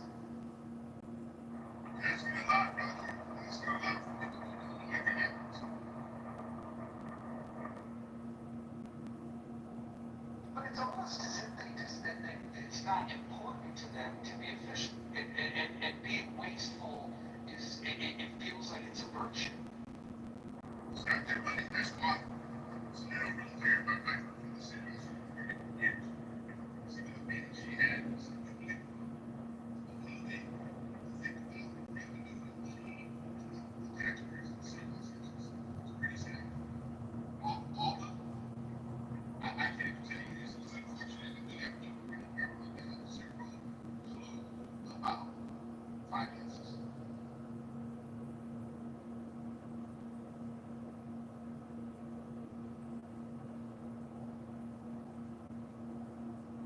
You guys learn about personal finance. There's a guy on YouTube, younger guy. I think he's back in LA. He's a young kid that sold real estate. He's just really smart. What he does is he gives really sound personal finance advice about like credit and investing and saving and just how to manage your personal finances. And his name is Graham Stephan. I don't know if you guys know this kid. And what he's figured out is by giving high quality information for free, the algorithm really favors him, and his YouTube channel kills it. He makes a ton of money giving free advice to people on personal finance, and I would highly recommend it. Also, sharing his videos with people that are younger, because he's a younger guy himself, and so when you got old people like me, talking about personal finance, sometimes kids' eyes glaze over, but Graham Stephan's got, energy and a fresh face. People should check it out. Is anybody here familiar with Graham Stephan?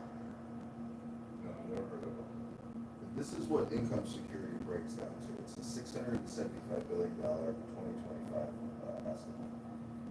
Covers programs aiding low-income, unemployed, federal retirees. This is the breakdown. Refundable tax credits. Your numbers are bogus. It's gonna get worse. Okay, like I keep bringing up the feedbacks. Okay, not thinking about trolling. Okay, that is going to be the bane of our freaking existence. The fatter and the more unhealthier people get. Just I believe it was this room yesterday. People were having a conversation about legalizing drugs. So I mean, if you're gonna fund a healthcare system that's gonna have a bunch of fat, lazy drug addicts, okay, don't you think that that's going to start to burden the taxpayer?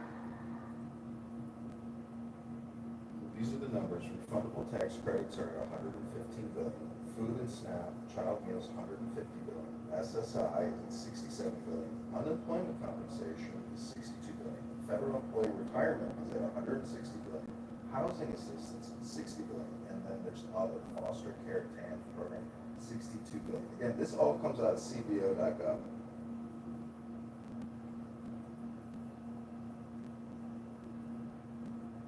So let's revisit those numbers in another 5 to 10 years. If our country has a file for bankruptcy by that time. Do you guys think that there's a borrowing and spending problem in America? Yeah, that's how people got so fat, Roger. So you have to borrow to spend. People living beyond their means. Like that's become completely normal. Adams, do you like the new title of the room?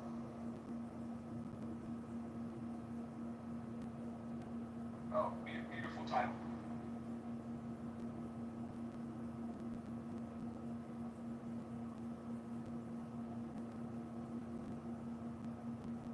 I mean, it's a fact though, Roger. Like, the bigger the average American has become, the bigger our government has become. It's it's a very disingenuous game that the government is playing on its American population by borrowing and spending so much at the tune of $2 trillion a year that they're spending that they're not taking in revenue. Why? I mean, why can't there be some type of constitutional convention or consensus at the leadership level that that is inappropriate, that to borrow $2 trillion and spend it year after year after year with no end in sight is absolutely ludicrous? Why can't we have a balanced budget amendment or a law that demands a balanced budget unless in time of extreme need such as war?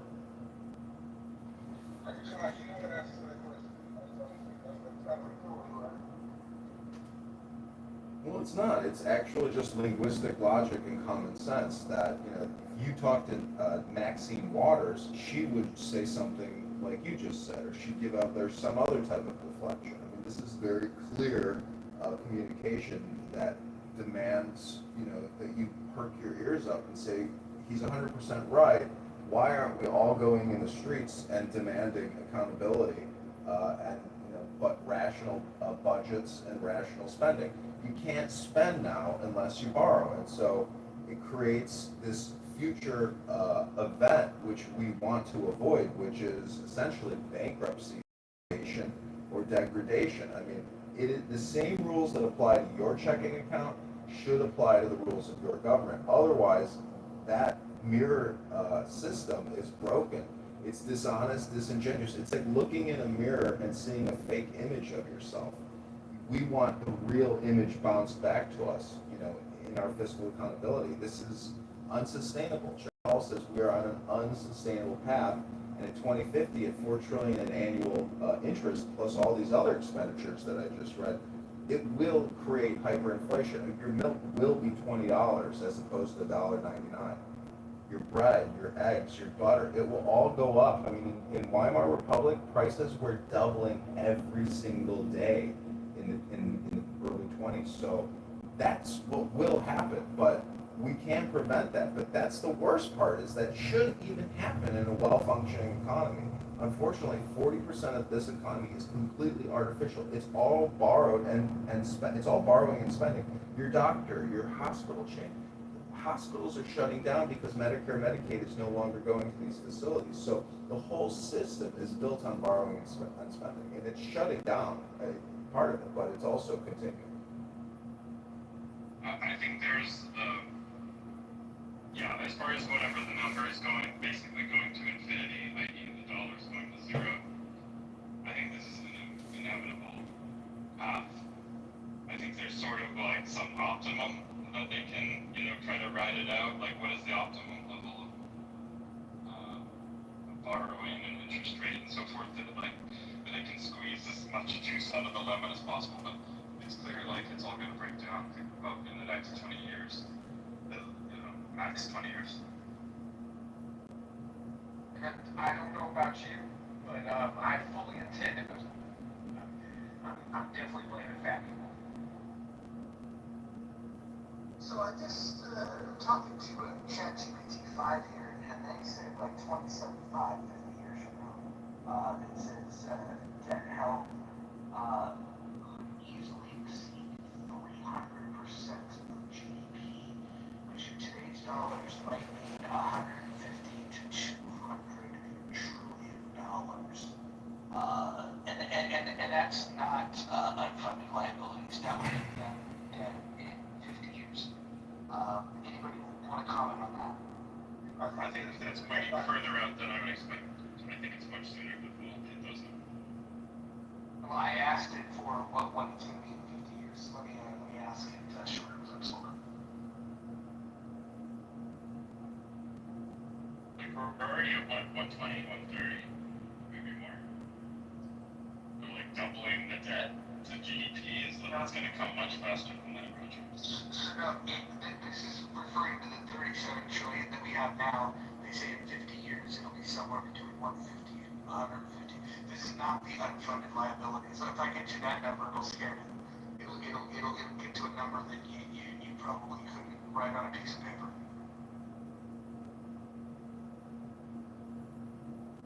So I hear you guys talking about the problem. So what is the solution? I I would offer a solution, but you guys aren't ready for it. Do you want to hear it? You're not ready, Roger. You're not ready. Yeah. I think. Listen, I hear you. I just can't tell you it still comes down to the individual behavior. So, and this is my prescription for getting the country back on track.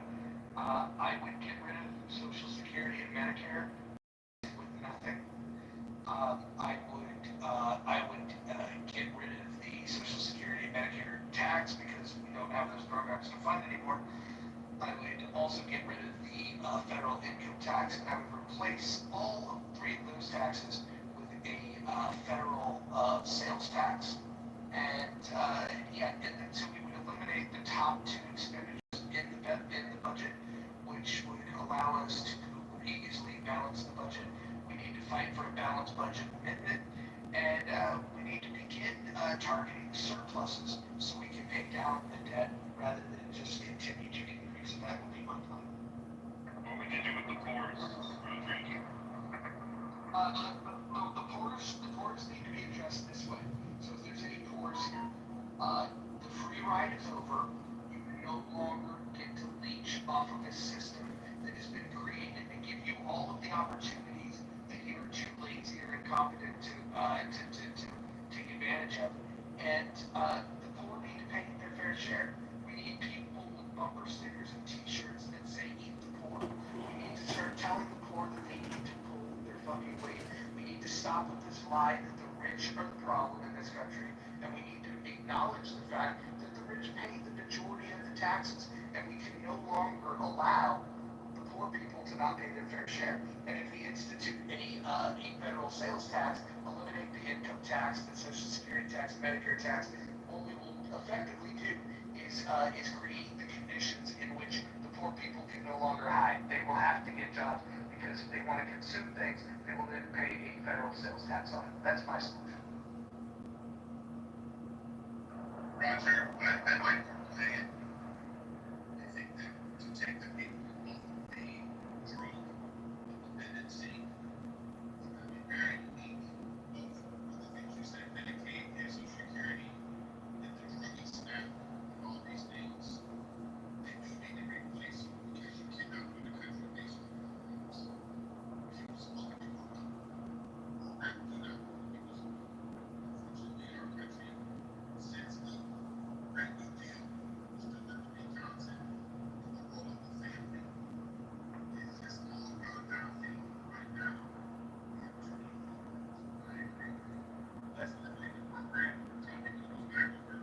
All you gotta do is take care of their family, make better choices individually. That's all we'll leave about the next 3 to 5 You'll never win an election doing that. You just won't. You have, like, it's all great, these ideas, and everybody can say, oh, we can just worry about the debt, just worry about the debt. That's not what government is. That's what economics is. That's what accounting is. That's what a CPA money does. But governing, you have the people back, and you have to somehow figure out how to implement a drastic economic program that you're asking to take away something. FDR got his program passed through because a lot of bullshit, but he was giving out, he was literally giving out fucking money right, left, center, it didn't matter who. People are now asking the American people who have had, I don't know, 100 years of cookies and saying, hey, I'm going to give you this leaf of lettuce and pat you on the ass and send you out there in the world, and now you're responsible. You gotta figure out that anything human element. You gotta figure out the governance. Otherwise, that plan, all that talk is just BS. How do you implement the government policies that would help increase? You're gonna have Kitover over here screaming about trillions of dollars and manifest economics. It don't mean shit. No one's gonna listen to it because $1 billion is not something people can realize in their hands, especially when they're at a grocery store. Hey, Brad, right? So I can't blame the white man. You may cook on Brad. You're taking that away from me, man. I got a regular white man. I got a question. I'll just call on somebody randomly. Double. Would you like to answer my question? Double. Are you there? Oh, he's afraid. We'll go to Necro. I'm gonna get to my what do you need? Okay, I'm gonna ask you a question, and you gotta be quick with it, okay? Alright. How many zeros is in a trillion? 12. Great, great. I want people to now write that down. Actually, write down the number 3, followed by the number 7, and then add 12 zeros. And I want you to look at that number, and I want you to think about that. Now just meditate, staring at the number that you wrote on the piece of paper. That is 3, 7, plus 12 zeros. Go ahead. Oh, he got dodged. We please not have D3 of Necro dragging me. Like, I mean, protect Necro at all costs. What's happening? No, he's just an idiot kid who, like, believes my Montgomery's gonna be the savior of the country. Yeah, that's what I believe. He can be the savior. He's gonna do everything for me. Brad, are you saying that this communist is not gonna help us? Are you telling me that he's not the savior of New York and America? He's gonna spend more money, and he's gonna blow through it. You're worried about the debt there. Take a look at New York City's money. He went through that in fucking a month. He'll be back. You know, Roger, I heard that they're trying to change the age of consent to 9 years old by 2027 if that man wins. Yeah. But it's for it'll be the Democrat nominee. I don't think he'll win because even though all the young people are voting for him right now, I think the city of New York, at least some of the Democrats are going to wake up. Hey, what's that go with the offer that the AOC will be the Democrat nominee? Anybody, anyone? Democrat nominee for what? For 2028, without a shadow of doubt. For what, Earl? See, Run for president. no, y'all need to first of all. I think if the Democrats weren't Let me just say something. Let me just say something. It has nothing. Good morning, man. But aside from that, listen, y'all keep saying this nonsense about Gavin Newsom. Gavin Newsom has faced 2 recalls. So if Gavin Newsom is not able to successfully compete in the state of California, what makes you think that he's going to gain electoral votes across the rest of the country? He's not. Thank you. So again, so let's just put that to bed. If the Democrats are going to run anybody, I'm telling you at this point, they're not going to come from New York. They're not going to come from Los Angeles. Okay? They're going to come from Middle America because that's, truthfully speaking, the only bastion of the Democratic Party that still exists that is somewhat still sane. What Democrats do? So, wait a minute. So right now, who has more as President or Newsom, Pritzker, AOC has one, Shapiro has one, and Gretchen Whitmer has one. They're all collecting and fundraising for all of those presidents. Whether it's Meg Kamala, like, don't forget her had the ring too. So there's Who's going to get more stuff? it doesn't matter if their hats in the ring. It doesn't matter if they think they're going to win or not. They're the ones throwing their hats in the ring. So that's what's on the list. Kamala did. Kamala still got that war test going. And she's still I don't think that Beyonce. I don't think Beyonce has forgiven Gavin Newsom for putting her Malibu house in danger. So like I said, who's going to endorse these people, Brad? Like people need to stop in this like echo chamber of like what they think the rest of the world is going. Gavin Newsom has problems in California, Brad. Gavin Newsom has problems in California. That doesn't matter. Fuck off. It's not going to go anywhere. Don't be Hillary Clinton would have a better shot at this point than Gavin Newsom. Don't be so sure. If they're gonna, they're not even supposed to rest of the country be the same people who endorsed the AOC, relatively speaking, the same people that endorsed Trump, because nobody, and he's became president twice, elected. Yeah. And how many people on here actually know Gavin Newsom? How many people know him? I met him once. He's a tool and he smells like ass. It's overpowerful for long. Okay. Anyone else in the room know about this particular governor or podcasts are telling Oh, the fact that, he's an elite, a hair gel demon that makes the majority of his money sitting on the lap of getting oil. Yeah, but see, this is the part now that most people don't know. They don't live here. I know, but not only that, most people do not know their own state government. They don't know local. Guys, this is the challenge in the United States. It's a very big challenge. We have 50 independent states, guys. Okay? We do have people who run at the top of these tickets, like you said, for advertising and rate.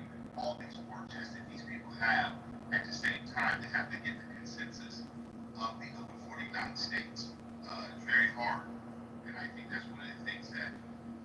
And would you consider Indiana middle America? Today? Yeah, I would say. Okay. So, shout out to people today. So, when people say that they don't have anybody in the Democratic Party in middle America, shout out to Pete. So, again, I feel like they would have more success running. I feel like they would have more success running Pete Buttigieg as opposed to something like Gavin Newsom. I would agree with you only because of the fact that most Americans today are not political history. Okay? So if you look at the fact that most people in the last 2024 election voted for middle America, the two, New York and California. Exactly. I don't think most people watching the map. I mean, you have to get the map. And that's why the people from Texas who did not want redistricting to happen don't understand the game now. It's changing rapidly. Let's not forget that Texas gave us Jasmine Crockett. And exactly. And she's together. So I'm going to tell you something else. Newsom's already, he's got, like, if someone like Newsom runs, he's got California. That's going to Denver. It's going to stay Illinois, New York. Those are all going to be there. He has to win back in blue ball and has to figure out how to flip things. Okay? Shapiro is, of course, be ready. And another one. So the people sitting there sleeping saying, oh, Newsom, he's got problems in California. I agree with him. He does a shit job over there. But that's not to the national average. And again, the presidency is about showmanship. It's optics. Brad, do you understand that Trump lost California in this last race by less than 100,000 votes? Like, you didn't see the auditing that they did on the California, and they did 3 million. That's right. 3 million. 3.1 Exactly. voters. Exactly. So again, they're selling MAGA hats on Hollywood Boulevard. That's great. That's fine and good. They're going to California's gerrymandered. All the electoral votes are going to the Democrats. It doesn't matter. Trump can run. You can throw whoever you want. You can throw Reagan back up and see. He's not going to win on this cycle. So what's going to happen is Newsom's going to be a prominent player and a bigger voice in that area. When he throws his hat in the arena, you can dogpile all you want to. The Dems are going to rally behind him. And what you got to focus on is Michigan, Wisconsin, Pennsylvania. You got to begin to shore up Georgia. You've got to worry about Vermont and I guess New Jersey. Carolinas are going to be a prominent player in this next election cycle. Like Newsom, you guys are only focused on what he's doing in your backyard. Trump had no experience in decimating 16 proactive politicians. Newsom's going around the podcast. He's going around from city to city, town to town, talking with people, being at war chest. You guys are just worried about what Newsom's doing in the backyard. You don't fucking care about California. What he cares about is the national ticket. And he's going to be a force in it. Whether you like it or not. Forget that California is a weird state. Again,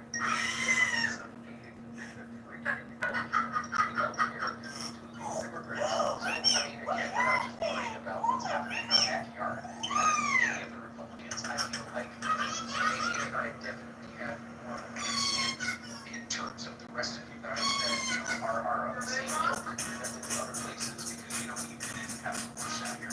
But when it comes down to it, Gavin Newsom didn't just affect our backyard. Gavin Newsom affected national security, and he also gave those same people benefits that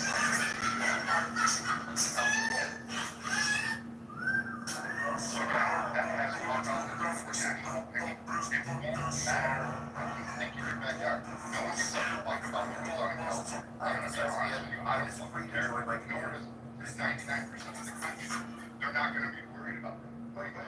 Brad, why are we the most populous state? Real quick, Brad, what they do care about though is they don't want the rest of to say this before the rest of them go up. No one gives a fuck about your local politics in California. They don't want to be like California, but you're talking about rallying cry. Oh, I gave free healthcare. The Democrats are going to use that as a cut. They have a winning message when it comes to free healthcare. The Republican Party doesn't have an answer. It absolutely does not have a strong message. And that sure as hell isn't going to be prompted up by Jamie Vance or whoever's going to throw their hat in the ring right now, which is still unknown. You don't have a Republican that is rising through the ether after Trump to be able to take a populist message and bend it to a Republican or conservative brand. So right now, Newsom is probably the front runner I would pick today at this current juncture. Newsom is leading everywhere you head because Trump can't run again. So you don't have anybody else to counter him. Buttigieg. He's not even going to get out of the primary. He has a better track record with the rest of Middle America than Gavin Newsom. Oh, he's not even winning. Dark horse, ready? Mark Cuban. Again, not running. He was one. He was Doris Harris the way it was to get the cabinet position. They had the SBA. So he is about being in politics. I don't know if it'll be Trump's presidency. You're going to surprise me. Colbert. He's looking for a job. Is this time? It's the economy, right? And Brian, I get everything you're talking about. At the same time, I think the blue wall did not like the fact that the economy under the last Democratic administration was the way it was. And I don't think the people in California, because we flip 8 of 10 seats, and I think the next round, 26 and 2028, we're going to flip a whole lot more seats. You can say you don't care about local politics in California, but most of America does. And I would say to you that the blue wall is not going to flip back the same way everybody thinks it is. The Democrats right now are leading hugely. And you think that just because they got a slick hair podcasting guy who got to pay more checks is going to win back, what is it, 80 to, how many people voted for Kamala? Ever heard of a creature that smells like popcorn? No, really. This is the big Jerome, and chances are you've never seen one. These mysterious animals live in the lush forests of Southeast Asia and belong to the Vivaridae family, kind of like distant cousins of simians and genets. They might remind you of a raccoon, but here's the twist. Their tail acts like a thick lip. Yep, they can literally hang from trees using just their tail. Only 2 carnivores in the world can do that, and the big Jerome is one of them. Their bodies can reach up to 90 centimeters, and half of that length is just tail. With big dark brown fur and fluffy white tipped ears, they've got a seriously unique look. They're omnivores, munching on everything from fruit to birds and rodents. All parties and small swings, like just an opinion. So I just, I encourage y'all to really take a look at that, because I feel like you're going to this next election cycle, people are going to admit. When you talk about money generators, that's where you guys lose it on this one. Neither was Kamala. Neither was Kamala.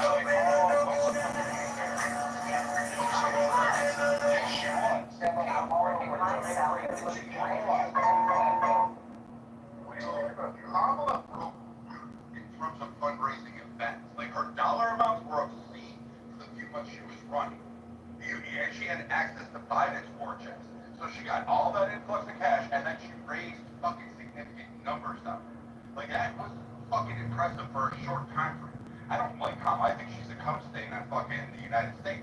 However, her political operations, fundraising generation, that's fucking massive. Buttigieg doesn't have that. Because she was a door martex in the same way that Buttigieg would. Let's go back to what Kamala actually raised in 2020. What she raised running post Joe Biden was fucking phenomenal. Like, Brad, that's the part that you're not understanding. Yeah, Brad, I normally would agree with Kamala's big raise, but you think she did, that was the machine. It was not the woman. It's a major difference, man. And listen, seriously, Brad, what we gotta do is to make sure that, and I don't disagree, I think Newsom could raise money, and he's doing it. At the same time, I don't think that his message will naturally go by even among Democrats. I think Democrats are have been disillusioned. They've been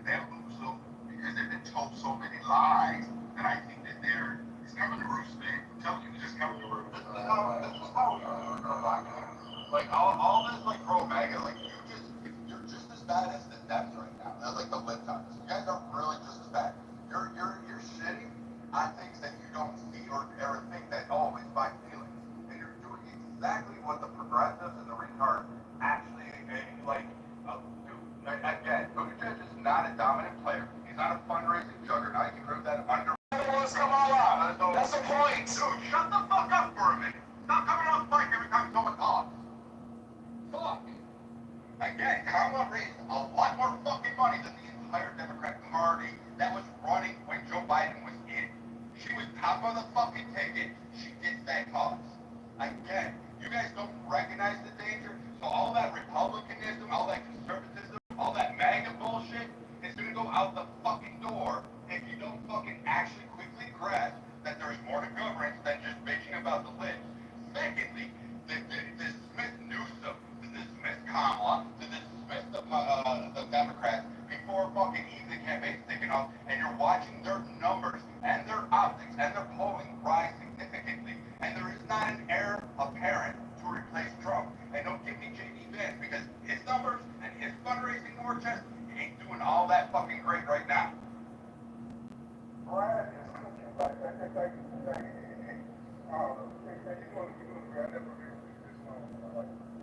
This reminds me of the COVID days. This is very anti-science. What I don't understand is why do people even use this artificial term MAGA, Make America Great Again, to describe these red hat, Trump fanatics? Like, that is basically a meaningless thing. It's a Republican Party, and people who scream, MAGA, I just don't understand what that means, whether it's a liberal screaming MAGA or a Republican screaming MAGA or an independent or whoever. To me, people that use this term MAGA over and over again in their communication is someone who just is trying to create an artificial, adjective describing a meaningless thing. It's American people who want fiscal prudence and they want common sense approaches to what we're doing at a national level. And prior to Trump, everybody knew that Kamala and Waltz, were going to be a cultural disaster. When Kamala is saying that she wants to provide transgender surgery operations to all prisoners throughout the United States, even illegal alien invaders in our prisons, on a podcast, like, that's when Americans started perking up, in my opinion, to, hey, why am I actually going to vote for this biracial woman when she wants to provide all this free transgender surgery? Like, that to me was a big critical point in the failure of her campaign.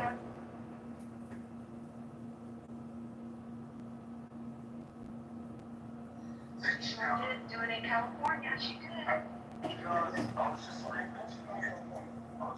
this article here, guys, that shows that recent reports, currently official population projections by state agencies indicate that Texas will become the most populated state by 2050. It's actually looking by 2034. The estimate is 39.5 million people in California and 44.4 million people in Texas. And it also goes on to talk about in the next 10 years that Dallas-Fort Worth is going to surpass Los Angeles. So your fucking state is hemorrhaging abs. It is a fucking rat hole that everybody fucking hates. And they're all even, and they're all coming to Texas, so get fucked with your fucking California nation bullshit. Same with Manhattan. There are $15 million condos, $10 million condos, $8 million condos. No, but no, Adams is like, this is why California's the most populated state, because it goes in here, it's so amazing. Even though you go see we're a bunch of dark cooks. No, I agree with you. Obviously, the population is voting with their feet, and they're getting away from the blue states. I mean, it's just reality. But just hope that most of the people that believe that these blue states are not coming to make your state purple. So They're not. Okay, all right. Well, let's hope not. Okay, because I see it happening in other spots. It is very unfortunate because we should be able to run our independent states much more properly. And also, Brad, I want you to know I am a conservative or a conservative. I don't go with labels. Don't care about America first. I'm an American. I will be American. And I just don't like the way our country's currently ran because we got too much big government and I hate bureaucracy. That's it. Yeah, the only thing I'd say about Texas is they have a tendency to get people to align really quick in the state. There's a lot of patriotism here, just on the basis of the state. The next presidential election will depend on how the midterms go. If there is a big shift in the midterms, which there are 21 seats that are up for contestation right now for Congress in the midterms, like no assuming that everything falls according along party lines right now. There may be some incumbent upsets. There may be some, wacky things that go on midterm night. But I mean, if you're thinking that Republicans can just lay off the gas, it comes down to governance. Trump has the big beautiful bill, but nobody is talking and bragging about that on the Republican side. That's not something that's been fucking really great. It's not on the top of the ticket. It's not a signature piece of legislation that has caught the optics of conservative circles, moderate, independents. They're not necessarily happy with it. They're not dissatisfied, but they're really not happy with it. Trump holds a lot of significant weight, but again, who is the heir apparent? Who are you going to throw in there? You've got Rubio. I mean, he could probably think of the man with that moment, and that man's flip-flopped a lot. You've got J.D. Vance, who can win. I would, if it's Newsom versus Vance, Newsom wins. Maybe Ted Cruz throws his hat in the ring again. No, not even him. But I mean, there's no one really on the bench that you go down, and I mean, there's no one that I see that can actually pull off against the DNC machine. And let's not forget, the DNC, various PACs are fucking funneling money all over the place. Now, the only thing that could really help Republicans is if there is an heir apparent that can take and bridge Trump to conservative, to Republican, to independents, and to more centrist Republicans. If they can bridge that, they can find that guy that can do that and somehow brings everybody in alignment. Then the Republican has a shot, because right now the Democrats are infighting with their progressive, retarded cousins. And so you have this shit that's going on there. But if the Democrats unite under one person, like a Newsom, and everybody's saying we're going to send our money that way, Newsom's going to walk away. It's going to be a tough fight. And I don't know. Someone tell me who's the next candidate that you think is going to be able to shellac the DNC machine. Hey, Brock. I'm like you today, right? I don't know where I'm missing it. I think that the American people is going to be the next group of people that determines what's happening. And I clearly think that in 2024, it was more about the American people, not about Donald Trump.